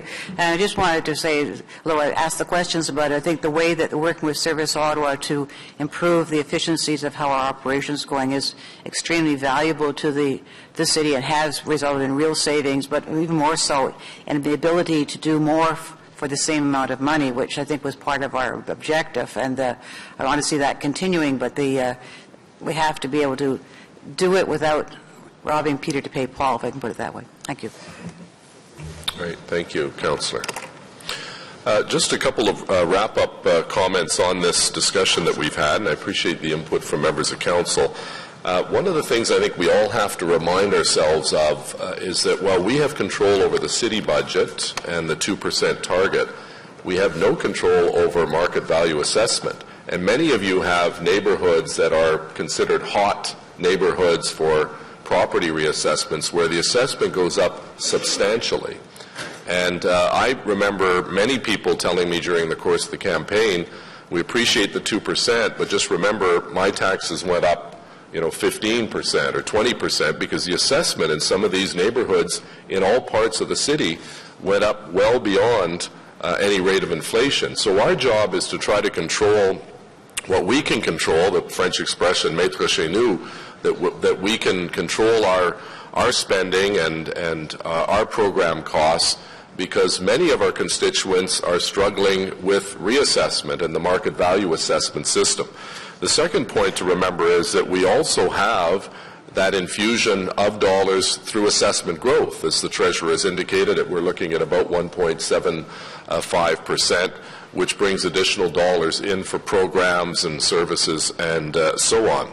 So our challenge as members of council is to find that balance between a tax rate that we think is reasonable, as close to inflation as possible. And I'm glad the Treasurer brought down the history of the municipal inflation, because at one point almost every group had an inflation rate. There was a hospital inflation rate, a transit inflation rate, a daycare inflation rate, and I think the safest bet is to deal with the consumer price index of Stats Canada. That's probably, I think Councillor Brockington would agree, that's the most reasonable level as a former employee of Stats Canada. That's the most objective that we have to deal with. It's all, there's always going to be some fluctuation, because we're seeing right now the great fluctuation between gas prices, today and just a month ago, and who knows what the future holds a month from now. But at some point we have to land on a number, because that does give certainty to business and to residential homeowners to plan for their future. And I think, as Councillor Monette pointed out, that was one of the accomplishments I believe that we could be proud of in the last council, that we gave that sense of predictability and reliability, that we would keep the rate at or below a certain level so people could plan their budgets accordingly, both as individual homeowners, because many are cutting it just to the line, and in many instances it's a deciding factor whether a young couple or young person or new homeowner entering the home market for the first time will be able to afford that first home, because they look at not only the bottom line of the price, of course, of the home, but the tax, the proposed taxes for that new home. So, and it's that balance versus the services that we provide and the public have come to expect. So I certainly appreciate individual members of council's interventions. I would ask for your support on this recommendation, and could we have yeas and nays, please, Madam Deputy Clerk? Councillor Leeper? Yay. Councillor Moffat? Yes. Conseiller Blais? Oui. Conseiller Cloutier? Oui. Conseiller Fleury? Oui. Councillor Kakish? Yes. Councillor Hubley? Yes. Councillor McKenney? Yes. Conseiller Minette? Oui. Councillor Wilkinson? Yes. Councillor DeRuse? Yes. Councillor Middick? Yes. Councillor Harder? Yes. Councillor Tierney? Oui. Councillor Caudry? Yes. Councillor Brockington? Yes. Councillor Chernyshenko? Yes. Councillor Deans? Yes. Councillor Eglai? Yes. Councillor El Shantiri? Yes. Councillor Shirelli? Yes. Councillor Taylor? Yes. Councillor Nussbaum? Yes. Mayor Watson? Yes. 24 yeas. Merci. Thank you. The next item is the City Treasurer and Deputy City Manager, City Operations, designated Ottawa Community Housing Corporation's affordable housing stock. Mr. Giguère from OCH and Dr. Burry and Janice Burrell are here. I believe Councillor Brockington had a question. The floor is yours for the question. I had asked for a presentation first, and then I'll follow up with some questions. I'm just wondering, does other members of committee want a presentation? Yes, I see some yeses. Okay. Dr. Burry. Thanks, Mr. Mayor. I think this particular presentation is very apropos in terms of the budget discussion you just had. This is one of the tools and one of the things that we as staff look at and bring forward to Council for consideration that helps us with balancing our finances. The first thing that I want to say is that as a result of this report, essentially there will be no change locally for the school boards. Just to make that very clear up front, because the funding for school boards comes in on a per capita basis, on the basis of the numbers of students and enrollment. Ottawa Community Housing was created in 2002 as a legal entity, and it's separate from but accountable to the city. And the city is the key and sole shareholder in this particular corporation, and it includes 4 city councillors and the mayor. It has a total value of approximately $3 billion in assets. It is our largest social housing provider with 714 properties, representing 14,850 rental units and serving about 32,000 tenants. Ottawa Community Housing is has the oldest social housing stock in the city, with an average age of 45 years. The current assessment value or taxes collected is approximately $24 million, of which $3 million of this is for provincial education purposes. As a social housing provider, OCH receives, in respect to the operating agreement, an annual subsidy directly from the city, which includes offsets to pay these municipal taxes. One of our priorities in the 10-year housing and homelessness plan is that social housing is to be maintained in good state and good repair. This is simply good business practice and looking after your assets. By exempting OCH from paying municipal education property tax on its affordable housing stock, OCH will no longer be required to pay the $24 million annually, including that $3 million in education taxes. I want to take the opportunity and really stress OCH's continued efforts to be proactive on their long-range financial plan by identifying funding, considering redevelopment, leveraging assets, and pursuing all opportunities to increase revenue and reduce expenses. OCH is committed to redirecting the savings generated from the education share of taxes, the $3 million, towards capital repairs in its affordable housing stock. OCH reports back to us annually each year on how these savings will be used towards improving and repairing that stock. As I mentioned, the $21 million in savings from municipal taxes will have zero net impact since the city will decrease OCH's annual subsidy by the same amount. I'll ask the city treasurer to go through the technical details now. Thanks, Aaron. In order to enact this and to provide OCHC with the tax relief, there's a couple of things that had to happen first. The first one was that the definition of affordable housing had to be changed from the bylaw that was passed in 2006.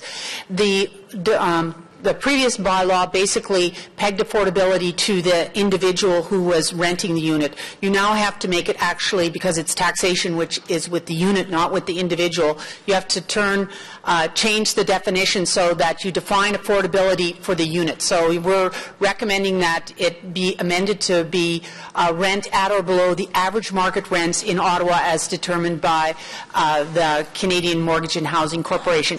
So this is just a technicality that you need to do in order to be compliant with the legislation. After that, the second thing is then we have to designate the Community Housing Corporation's affordable housing stock as receiving a municipal capital housing facility agreement.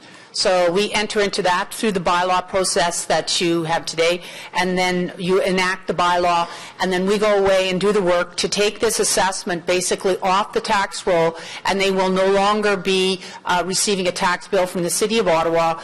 And as Aaron has mentioned before, this is basically revenue neutral from a city perspective, because we will no longer be giving them the subsidy to pay the municipal property taxes, and we will be removing the municipal property taxes. So it's a net zero from the city's budget perspective.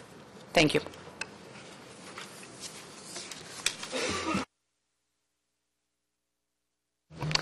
Thank you. Councillor Brockington. Thank you, Mr. Deputy Mayor. Congratulations, by the way, on your new title. And thank you for the presentation. That was appreciated. My main question was addressed in your opening, and that was whether or not there were any negative ramifications from a revenue side for the local school boards, and I believe you said that is not the case. We collect taxes on behalf of residents. We remit those to the province. The province doles that out based on, as you say, per capita. So that was my main concern. My only passing comment, I fully support what's before us, is I'm pleased to see that the education portion will go towards capital repairs to the stock. Definitely a step in the right direction, and like I said, I support the recommendation before us. Thank you.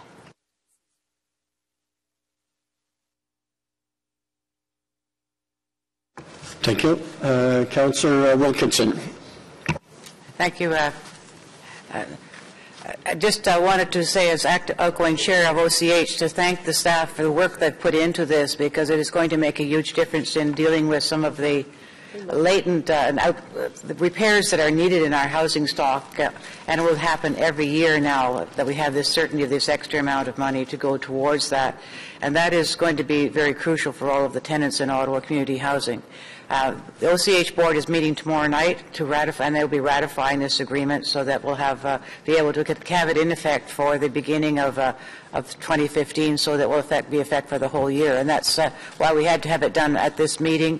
And I thank the staff and council for agreeing to put it forward, because without this, we would not have that additional money for repairs. And many of you have Ottawa community housing in your wards, and you know the need that we have in all of them. So thank you.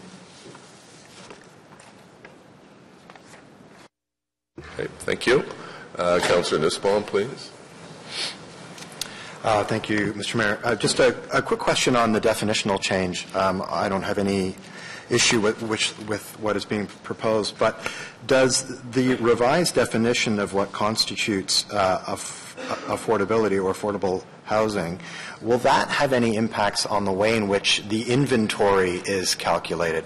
So I guess the question is, are there any other impacts on this bylaw change which will affect either the way in which we calculate the number of units, or are there other bylaw implications to redefining the definition as we're setting out, or as is being proposed in this bylaw amendment? Thank you. To answer the question, no, there are no other implications in terms of approving the definitional change. It does not change what you've been outlining. Thank you. Councillor Leeper, please. Just to congratulate staff, first of all, on taking this measure, which is really important. I knocked on a lot of OCH doors through the course of the campaign, and I know how urgently this money is needed. I would seek a quick bit of clarification for my own edification. If I understand properly, the agreement, there's no sunset built into this. So long as the properties are used as affordable housing, this is in effect. Is the only exit from this contract by mutual agreement, or are there other mechanisms by which it might end?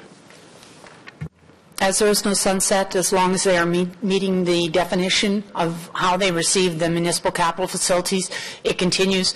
If they elected to want to pay taxes, yes, I guess we would entertain that, and it would come back to council to abolish the agreement.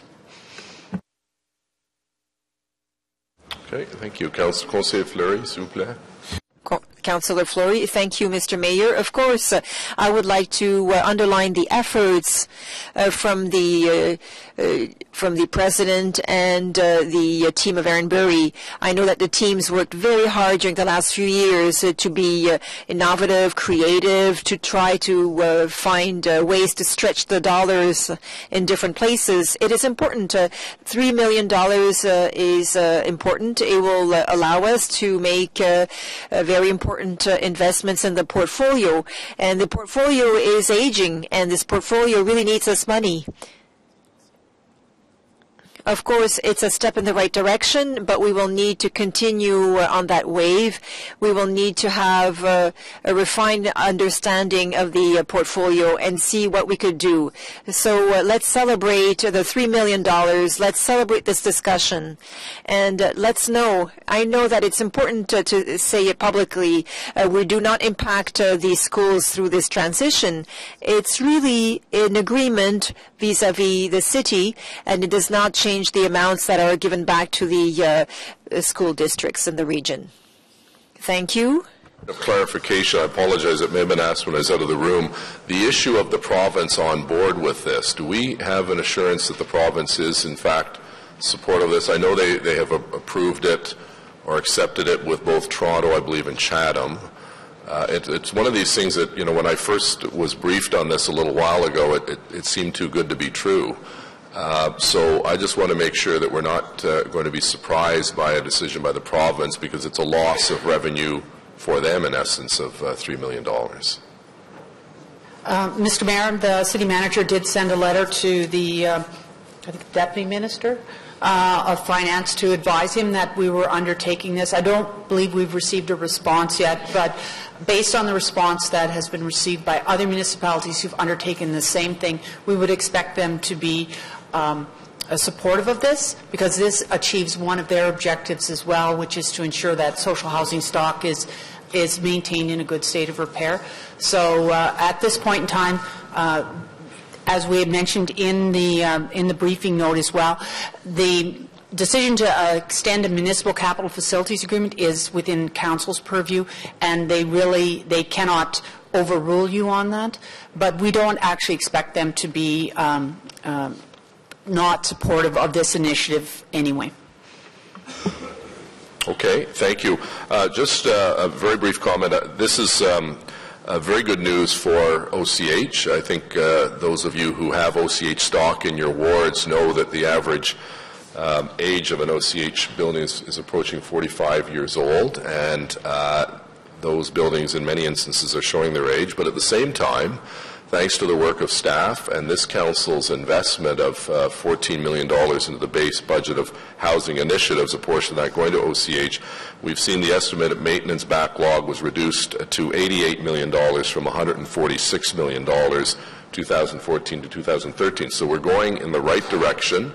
Many municipalities, sadly, are going in the other direction. So we took the decision to put a significant amount of new dollars into OCH for basic life cycle maintenance that should have been done years ago. And this $3 million, as Conseiller Fleury mentioned, is going to go a long way to continue that reduction in the backlog. So my thanks to staff. Merci beaucoup, Monsieur Giguère, pour votre travail. Thank you very much, Mr. Giguère, for the work, your work and your work. You work very well with Mrs. Burial, Dr. Burry, and other people.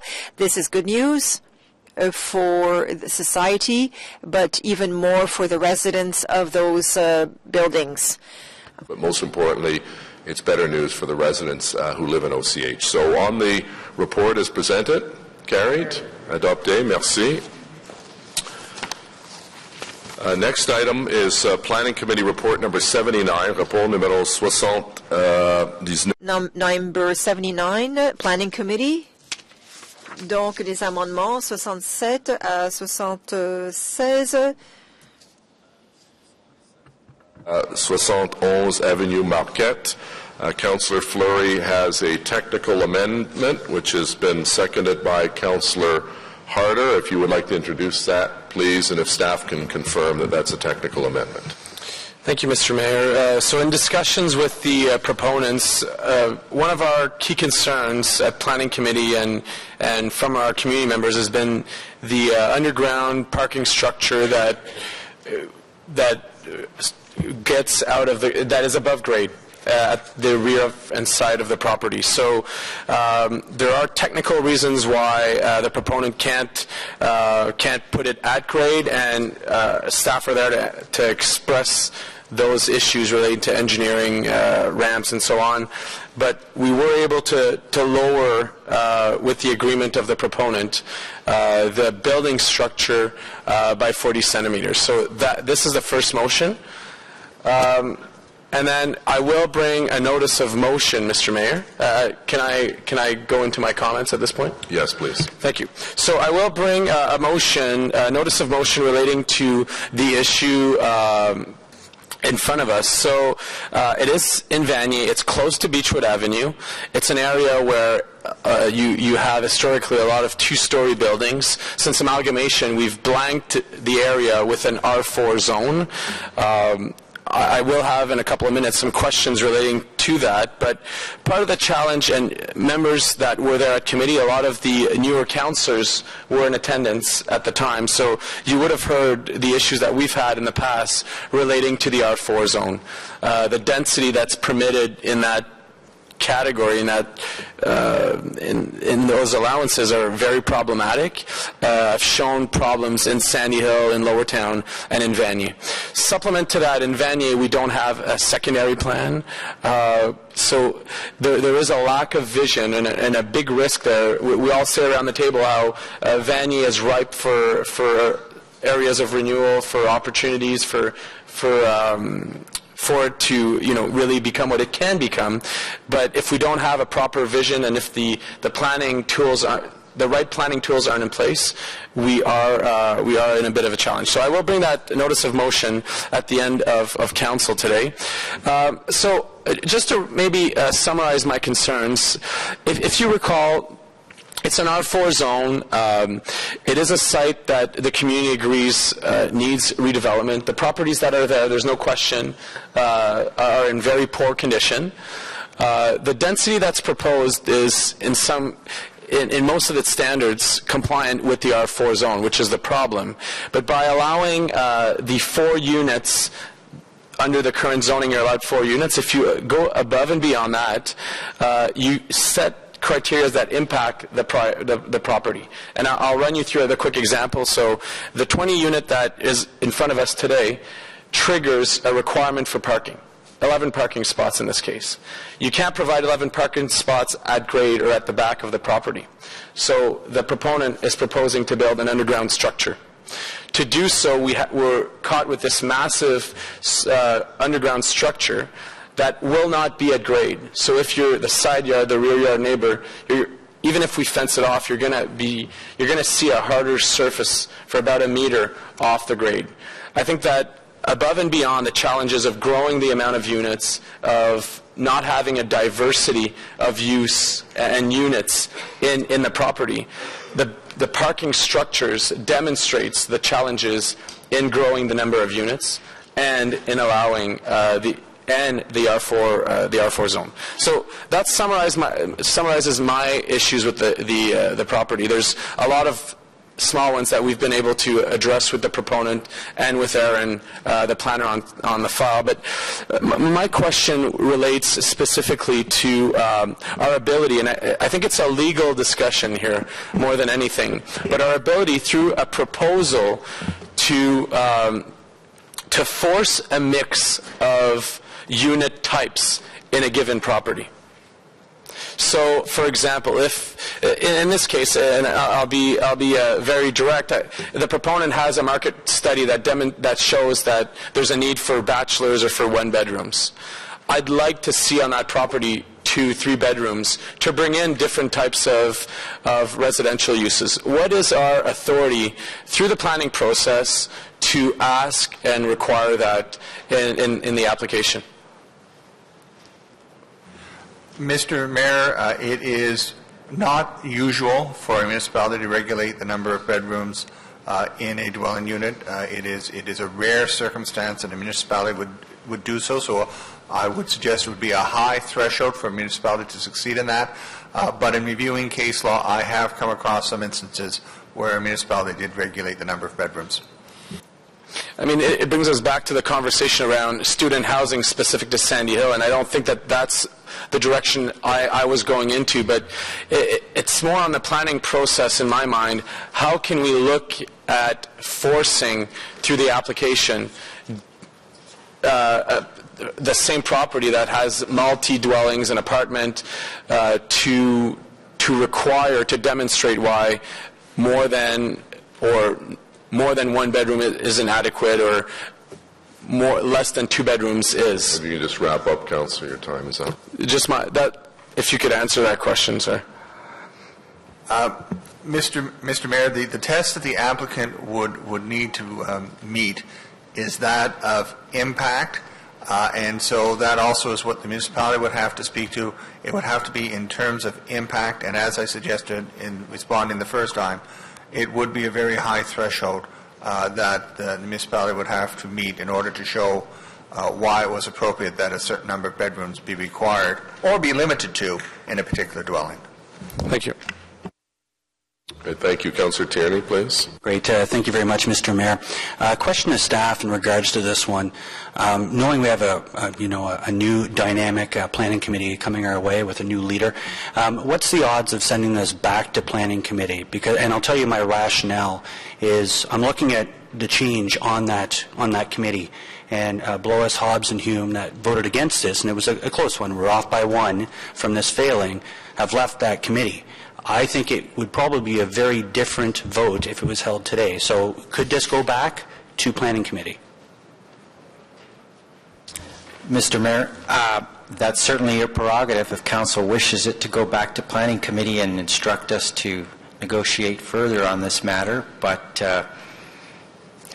that's in your hands. Thank you. And I'll give you the rationale on my side. I've been living the dream since 2010 with a property on the street in my area that is overbuilt, and they put in their own laneways on the side and own addresses, and there seems to be no way to stop this. I'm all for intensification, but if we want to send a strong message and avoid any kind of silos and creating urban caucuses, and we want to show we work together, I'm going to move a motion to send this back to planning and rework this. I think it makes a lot of sense, and I hope to have the support of my colleagues. Do you have a seconder, Councillor? Diane Deans will second that for me. Okay, so we now have a motion to refer, so we're now going to debate referral. So if anyone would like to speak to referral, Councillor McKenney on referral, or no, so you can take, so Councillor Leeper on referral, no, Councillor Hubley on referral.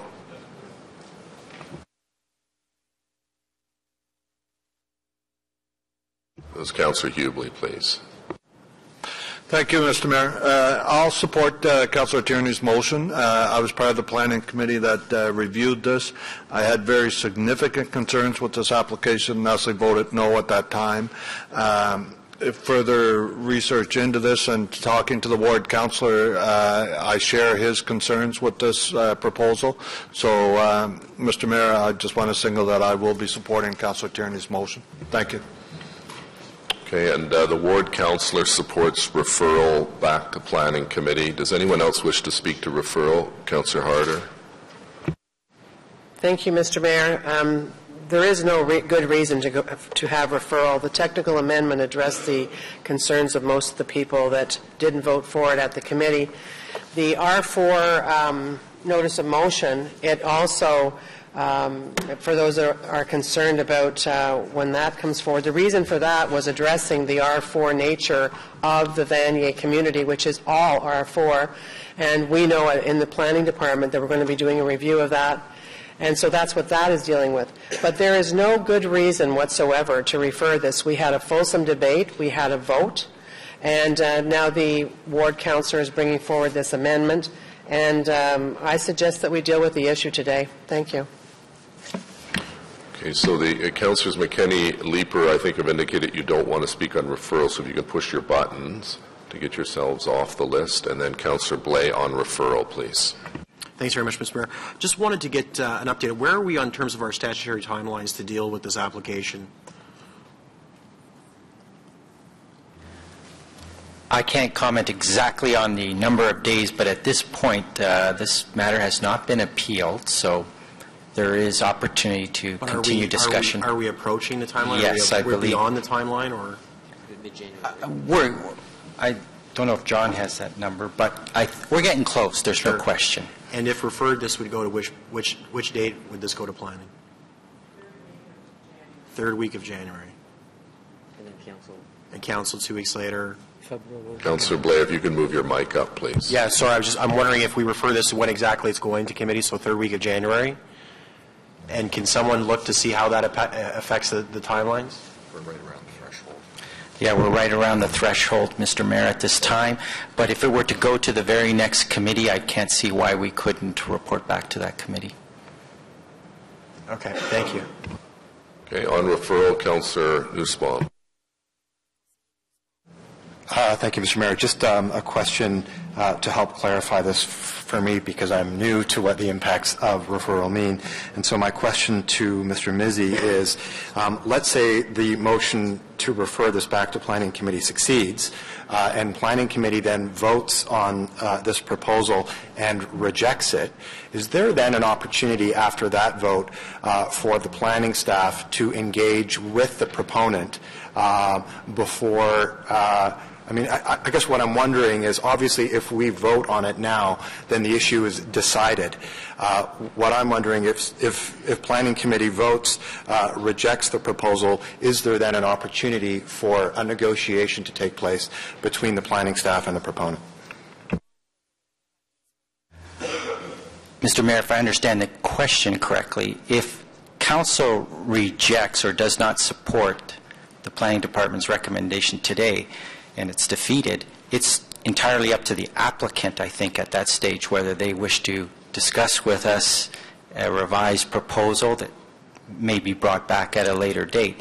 If you choose to refer or defer this matter, it's still in that gray area of no decision, and we have an opportunity to continue dialogue with the applicant. They haven't appealed at this point anyway.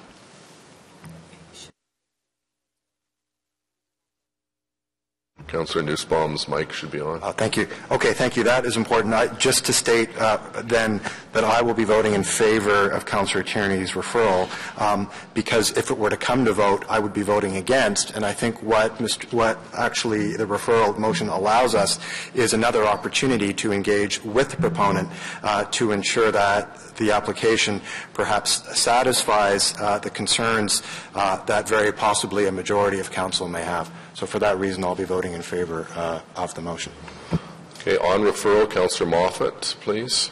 Just to further add a similar question to Councillor Blais, but just on that, because you don't have an answer necessarily when that timeline is, I don't know if you can get that, because if they can appeal for non-decision, then all this all this kind of is pointless. This is a pointless conversation, because then it just bypasses us completely and goes straight to the OMB. So if that timeline is hit between now and the third week of January, that's a fairly important point to know before we make a decision on referral.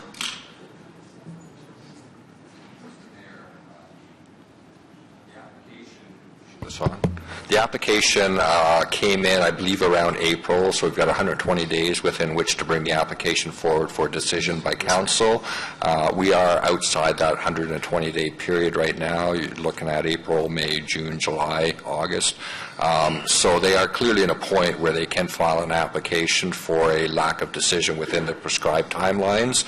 As Mr. Mizzi indicated, there has been no appeal filed up to this point in time, but they have that opportunity at any point from here on forward to do that. If council were to decide to reject the application, they have that same right to file an appeal. So we're in that same threshold area in terms of them either acting on a failure of decision or in them acting on whatever the decision of council might be, should that be a refusal. All right, thanks. I think it'd be important to deal with the issue now. I don't think you want to run the risk of putting it in the hands of the OMB. If we can make a decision here at council, I think that's the time to make it. If there's any risk of it being overturned at planning committee, I don't think the developer would take that opportunity to run that risk. I think if you're against it, vote against it today. If you're for it, vote for it today. But I think we should make that decision today. All right, thank you. Councillor Eggline. I'm a little confused. So we had duly appointed committee vote on this. It's now for us to decide, and this is a question for legal. How is this practically not a request for reconsideration? Mr. Mayor, council has not made a decision yet, and so that's why it's not reconsideration. Prior to making a decision, council does have the ability to refer a matter back to a standing committee for further input if council so wishes. And there's no impact that we're sending it back to a different committee, in effect, because it's constituted of different membership? No, Mr. Mayor, there is not. Okay. I won't be supporting referral. I think we had a committee. We appointed it. They heard the residents. They heard the arguments. They asked their questions, and the decision's been made. Okay, thank you. Now, Councillor Fleury, you have you spoken on referral? Okay, on referral. So on referral, in simple terms, the staff position would not change bringing it back to committee, correct? There is a staff, Mr. Mayor, there is a staff position already in the public domain. You have it. If you instruct us to continue to discuss, negotiate with the applicant, we're of course will do that. It's entirely possible we could come back with a revised proposal that the applicant is willing to bring forward. If they don't, our current position still stands as is. It's already been made. In your answer, it's unclear to me. So if we're referring back to committee, you take the same report and that's what planning committee members would vote on, or does it require another layer to send it back for revision, for staff revision? I'm sorry, I'm unclear about this right now. If there are no changes, through you, Mr. Mayor, if there are no changes that occur during a discussion stage that after you send it back, then we're bringing back the exact same report. So, I mean, I'm a bit confused in the idea of us bringing the same report to planning committee, because we're all around the same table. Today you can make that same vote. Just delaying it a month for the same result is not what will make our residents or that proponent happy in any way, shape, or form. If the intent of the referral is to revise the staff's analysis, the staff's report, then that'd be great. But I haven't heard that from Mr. Mizzi at this point, and sending it back to planning would just confuse the entire file in my mind. We have clear issues in the R4. We have clear issues in the application. Everything's on the table.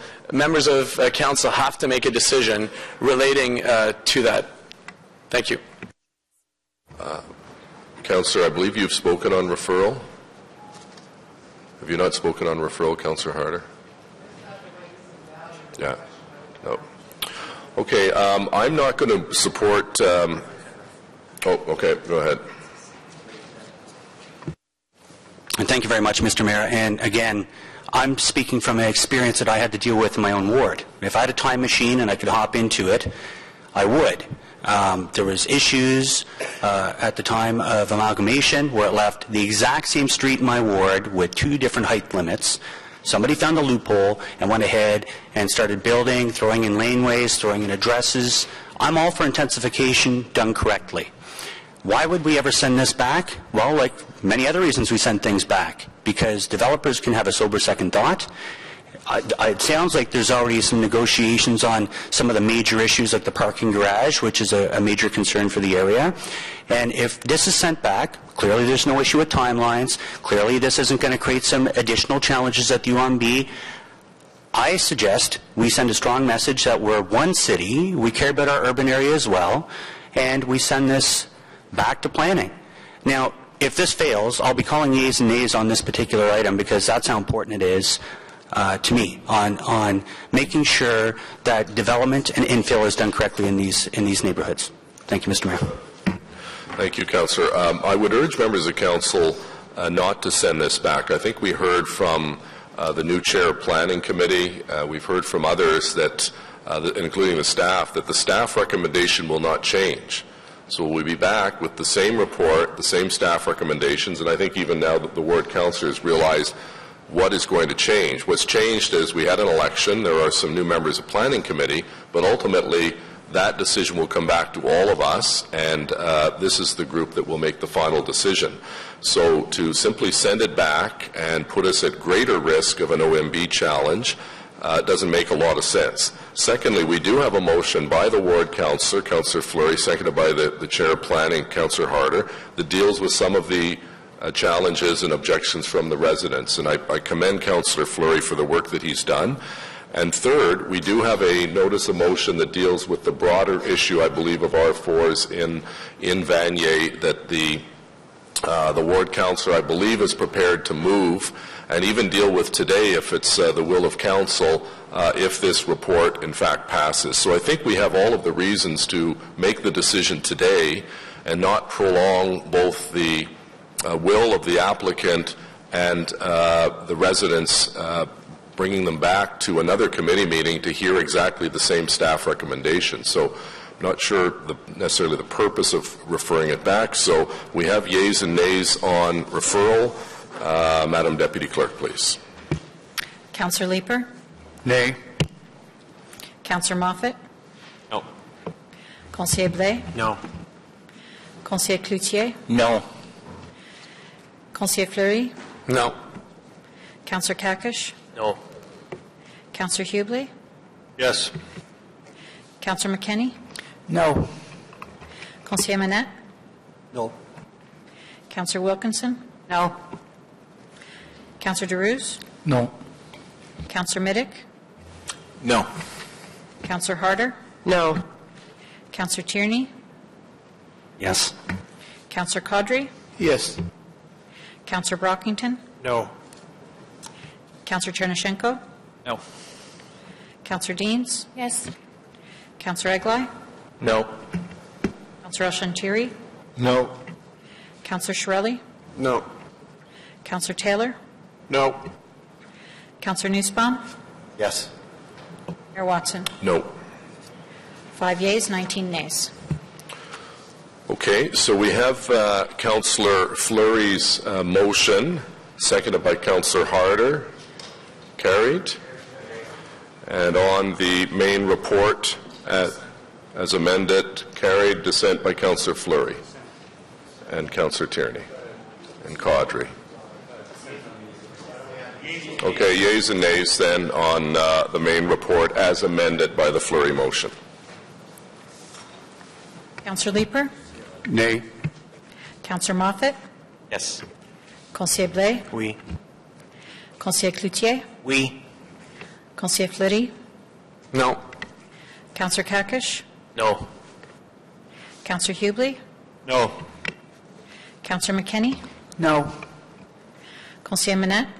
Wait. Councillor Wilkinson? No. Councillor DeRuse? Yes. Councillor Middick? No. Councillor Harder? Yes. Councillor Tierney? No. Councillor Caudry? No. Councillor Brockington? Yes. Councillor Chernyshenko? No. Councillor Deans? No. Councillor Eglai? No. Councillor Ashantiri? Yes. Councillor Shirelli? No. Councillor Taylor? Yes. Councillor Nussbaum? No.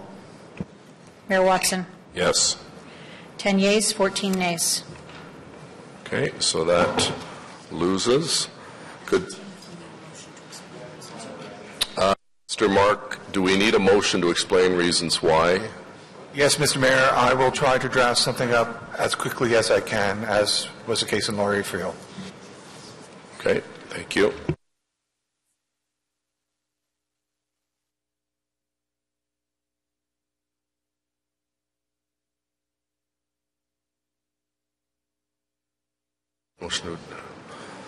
Motion to adopt committee reports.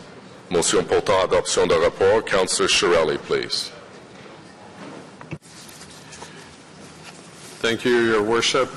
Moved by myself, seconded by Councillor Fleury, that the report from the City Treasurer entitled 2015 Proposed Budget Direction and Timetable, and the report from the City Treasurer and Deputy City Manager of City Operations entitled Designating Ottawa Community Housing Corporation Affordable Housing Stock Municipal Capital Housing Facilities Exempt from Municipal Property Taxes, Nominating Committee Report 1 and Planning Committee Report 79A be received and adopted as amended. Carried. Motions of which notice has been previously given. Motion dont avait été donnée entièrement. Councillor Ashantiri, seconded by Councillor Moffat, please. Thank you, Mr. Mayor, and waiting for staff to put them. Here it is. It is was a notice of motion from the last council meeting, Mr. Mayor, where the Minister of Environment has approved the source protection plans for both Mississippi and Rideau for the Racine South Nation source water protection.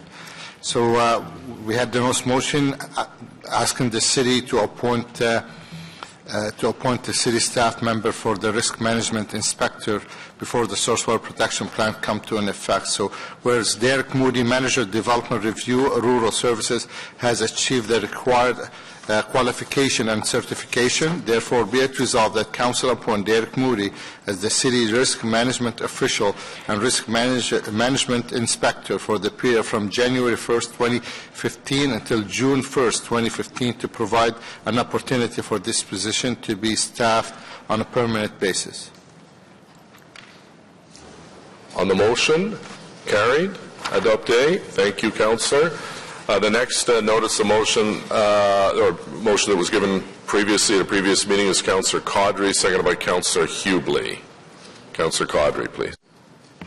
Thank you very much, Mr. Mayor. And as was discussed at the last meeting, this is a name change in Stittsville Ward for a road name from Founder Avenue to Robert Grant Way. And then there was a recommendation that therefore be resolved that Council direct staff to take the steps necessary to review a proposed street name change from Avenue Founder to Avenue Robert Grant and report back to Planning Committee and Council by the end of January 2015. So I'm okay with that. Therefore, be resolved. So this will go to Planning Committee and then come back to Council. And I want to thank Councillor Hubley for seconding the motion. Great. On the motion by Councillor Caudry, carried.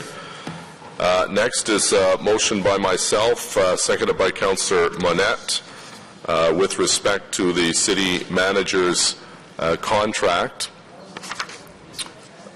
This is quite a long motion. I'll read it out if it's the will, or you can call for dispense. Whereas on February 20th, 2014, the City of Ottawa and the City Manager executed an extension of the employment contract for the City Manager for a fixed period of 1 year, a period that is set to expire on March 31st, 2015. And whereas the employment contract states that the City must provide the City Manager with at least 3 months notice prior to March 31st, 2015, if the City wishes to renew the employment contract and extend its term for a further period of 1 year, And whereas the city and the city manager are to attempt to reach agreement on the terms and conditions of the renewal of the city manager's employment contract by January 31st, 2015, and whereas if the parties are unable to reach agreement on the terms and conditions of the renewal, the city manager's employment shall be deemed to be non-renewed and his employment will end as of March 31st, 2015.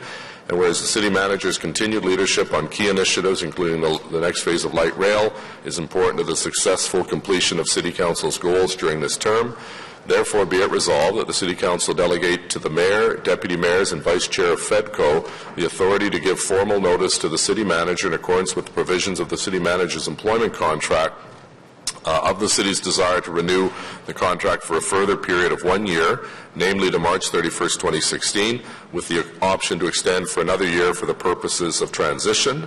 2, that the staff be directed to provide support to the working group established above, including providing salary and benefit benchmarking information and legal advice as required for the purpose of negotiations. 3, that consistent with past practices, the Mayor, the Deputy Mayors, and the Vice Chair of FEDCO be delegated the authority to negotiate, finalize, and execute both the contract extension and any required changes to the contract. And 4, that should the Mayor, Deputy Mayors, and Vice Chairs of FEDCO be unable to reach an agreement with the City Manager by January 31st, 2015 on the terms and conditions of the renewal of his contract, with the result that the City Manager's employment will terminate on March 31st, 2015, they'd be delegated the further authority to appoint an interim City Manager and to negotiate the terms and conditions of the appointment and also initiate a search for a new City Manager for the City of Ottawa as soon as possible, and that the Mayor, in consultation with the City Clerk and Solicitor, report to Council on the exercise of the delegated authority set above in the manner he deems most appropriate. So that's the motion. Followed a similar process that we had done last year. It's moved by myself, seconded by Conseiller Monette. And the motion carried. Motions requiring suspension of the rules of procedure. Councillor El Shantiri, re Carp River Wetland and Habitat Creation Project, Ducks Unlimited funding. So on the suspension, because there's a time requirement for this motion, on suspension, carried. Councillor El Shantiri, the floor is yours. Thank you, Mr. Mayor. And this motion has been prepared by staff, and I want to thank staff for helping out preparing this motion. This falls with the Carp River Wetland and Habitat Creation. As we all know, the Carp River Restoration Plan takes place in the urban area, and this portion is taking part in the river, in the rural part of the river, and that will the conservation will be about 600-meter waterfront to the Carp River, and as we all if you read the motion, there's share funding with Canada's Ducks Unlimited and with the city and the Conservation Authority. They're all on side with this motion. If I can have my two colleagues here slow down a bit so I can focus. Can you let me speak?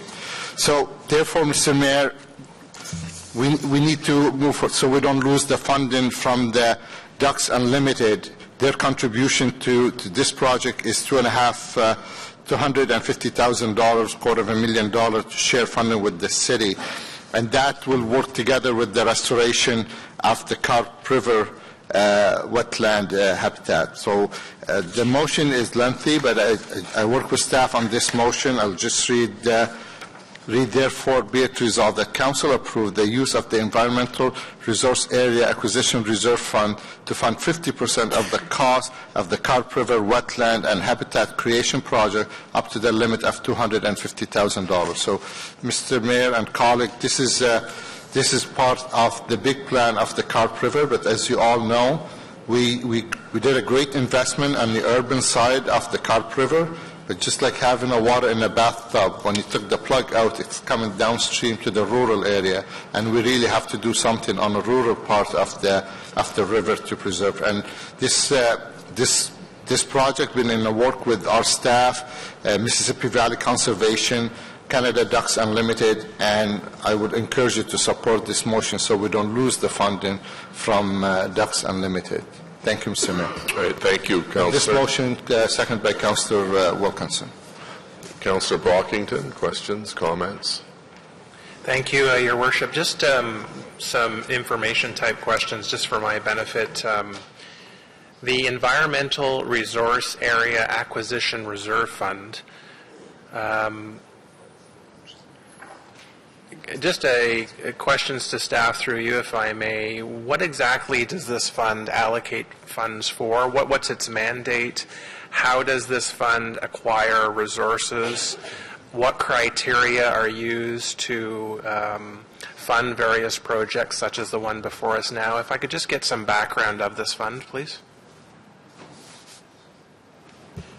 Mr. Mayor, the Environmental Resource Area Acquisition Reserve Fund does not have an annual contribution through the budget process at this point in time. It receives monies up to date. We've been putting in, if we have a sinking fund surplus, at the time a debenture becomes due and payable, if there's money left in the reserve for that, we transfer it to the Environmental Resource Area Fund. That fund is actually used for a number of things. The main reason it was set up was actually for purchasing environmentally sensitive areas, urban natural features. Council amended it in the last term to actually include the ability to use it to do tree planting. So we used a portion of it as a result of the Emerald Ash Borer to increase the amount of tree planting that was done. So it is meant to deal with land issues or environmental issues that need to be addressed in and are outside of our normal programs. And what is the typical way for projects to be funded? Is it by a motion from a member of council? Do members of the public seek support through various means, through the Environment Committee? How do the resources of the fund get dispersed? Typically, the resources get dispersed through the budget process. We would have in the budget that we were going to purchase a project to purchase a piece of land, and we would identify this as a source of funding for it. In this case, because of the time-sensitive nature of it, it's coming forward as a motion, and we have had that in the past. It's all dependent on what we know at the time we present the budget to you. And Mr. Mayor, may I just ask what the level of the fund is now? Currently, the fund is sitting at, I believe, $1.3 million. Okay.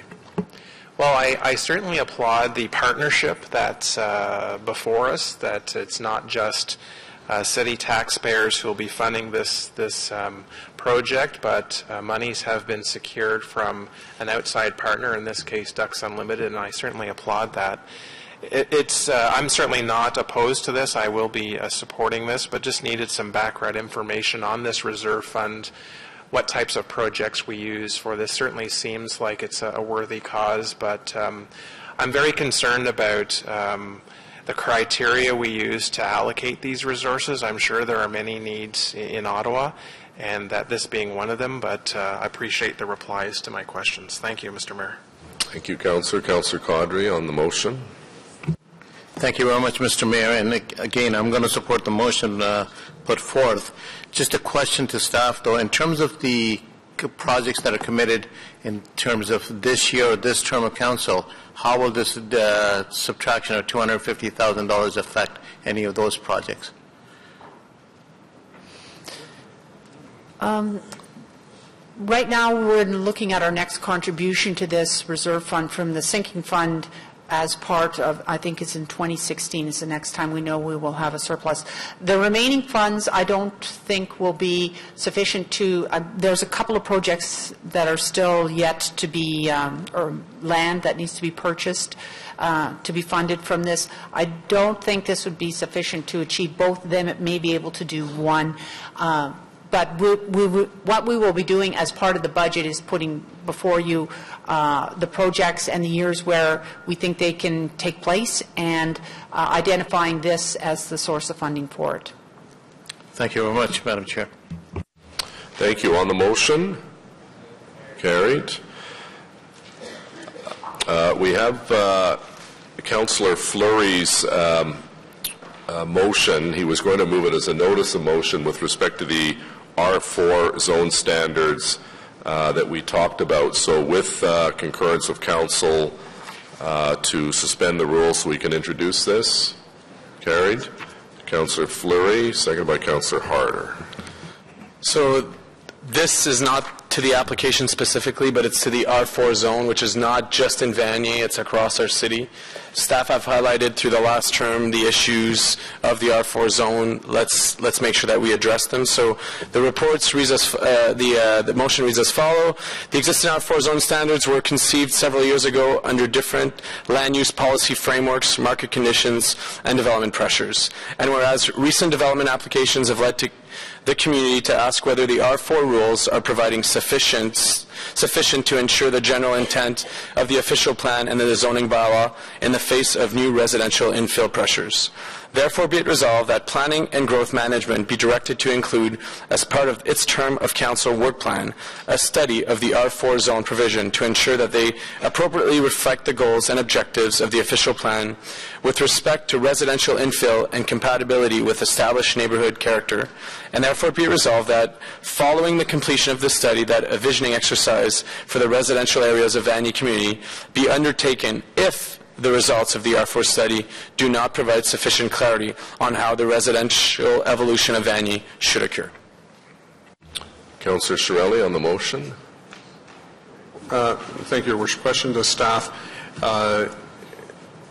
With respect to an investigation of R4 citywide, does this have the potential of permitting more rooming houses within existing communities?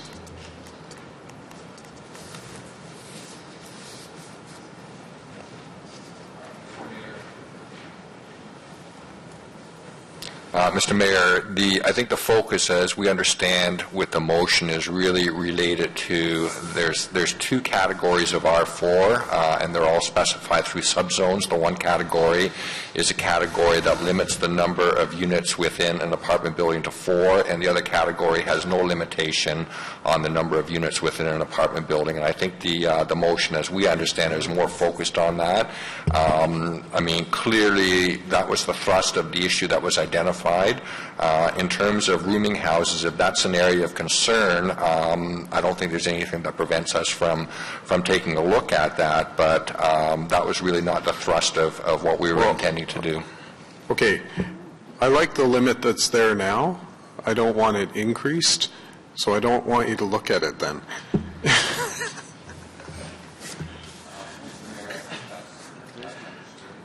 Okay. Thank you. Okay, thank you. So on the motion as presented, carried.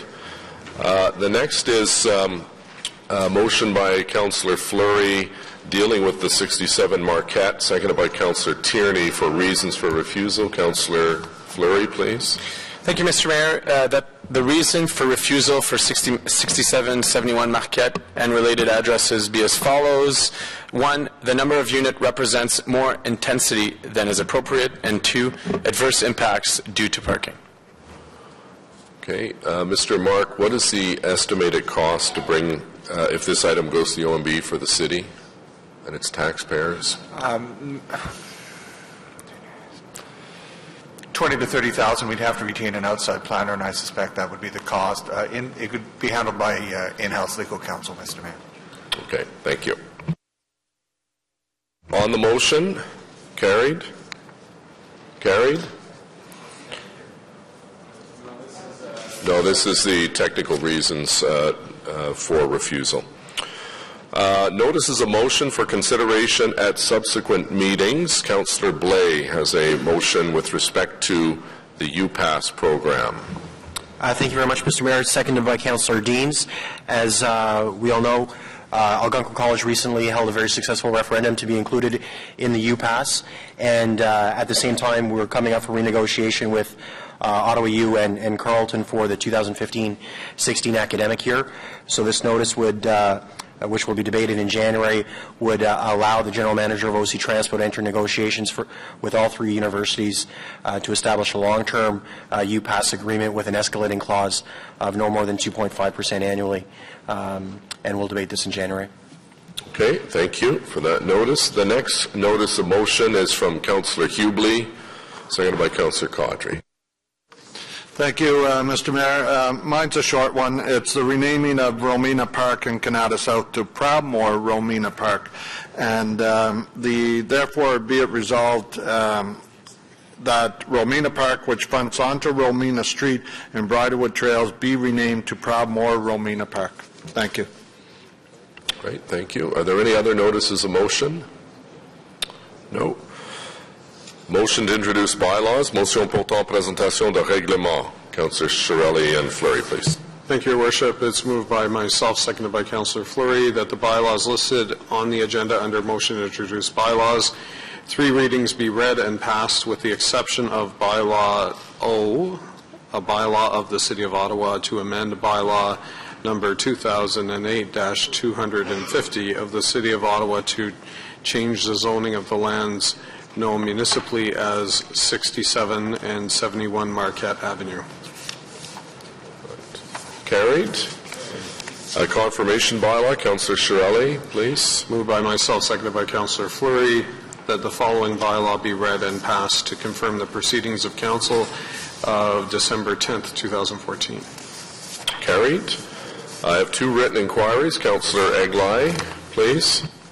Thank you, Mr. Mayor. And this inquiry is directed to the city manager, and I hope he'll let me know if I'm putting words in his mouth. But based on some of the questions that we heard around the budget and attrition and job review and that sort of thing, the inquiry is, whereas the city does have a process for reviewing an employment position where it becomes vacant through retirement or otherwise to determine if said position is still necessary and needs to be filled, does this process consider task reassignments or technological solutions as alternatives to filling the position, and if so, how? So basically, I think there's a lot of interest around the table today around how that works going into budget. So if you could tell us what exactly happens when a position comes up and what the alternatives are and how we go forward, that would be helpful, I think, in the budget deliberations. Great. Thank you, Councillor. The next one is Councillor Taylor, please. Thank you, Mr. Mayor. This is directed to the Deputy City Manager. The City of Calgary has recently implemented a program whereby a decal with the ribbon symbol honoring first responders will be placed on all city vehicles. In light of the recent incident in October, I believe it would be an appropriate action to recognize our first responder staff. I'd like to have our city staff investigate the program with the City of Calgary and report back to Council with suggestions on how this could be considered for a City of Ottawa vehicle. Thank you. Okay, thank you. Adjournment. Councillor Shirelli, please. Moved by myself, seconded by Councillor Fleury, that the proceedings of City Council meeting of December 10th, 2014 be adjourned. Carried. As this is our final meeting of this year, I just wanted to take this opportunity to wish all members of Council and your staff and constituents and our city staff and the media a very Merry Christmas and Happy Holidays, and all the best over the holidays, and good health for all of us and our citizens for 2015. It's going to be a great 4 years. I look forward to working with you, and again, my very best over this very special time of the year. Merci et joyeux Noël. Thank you and Merry Christmas.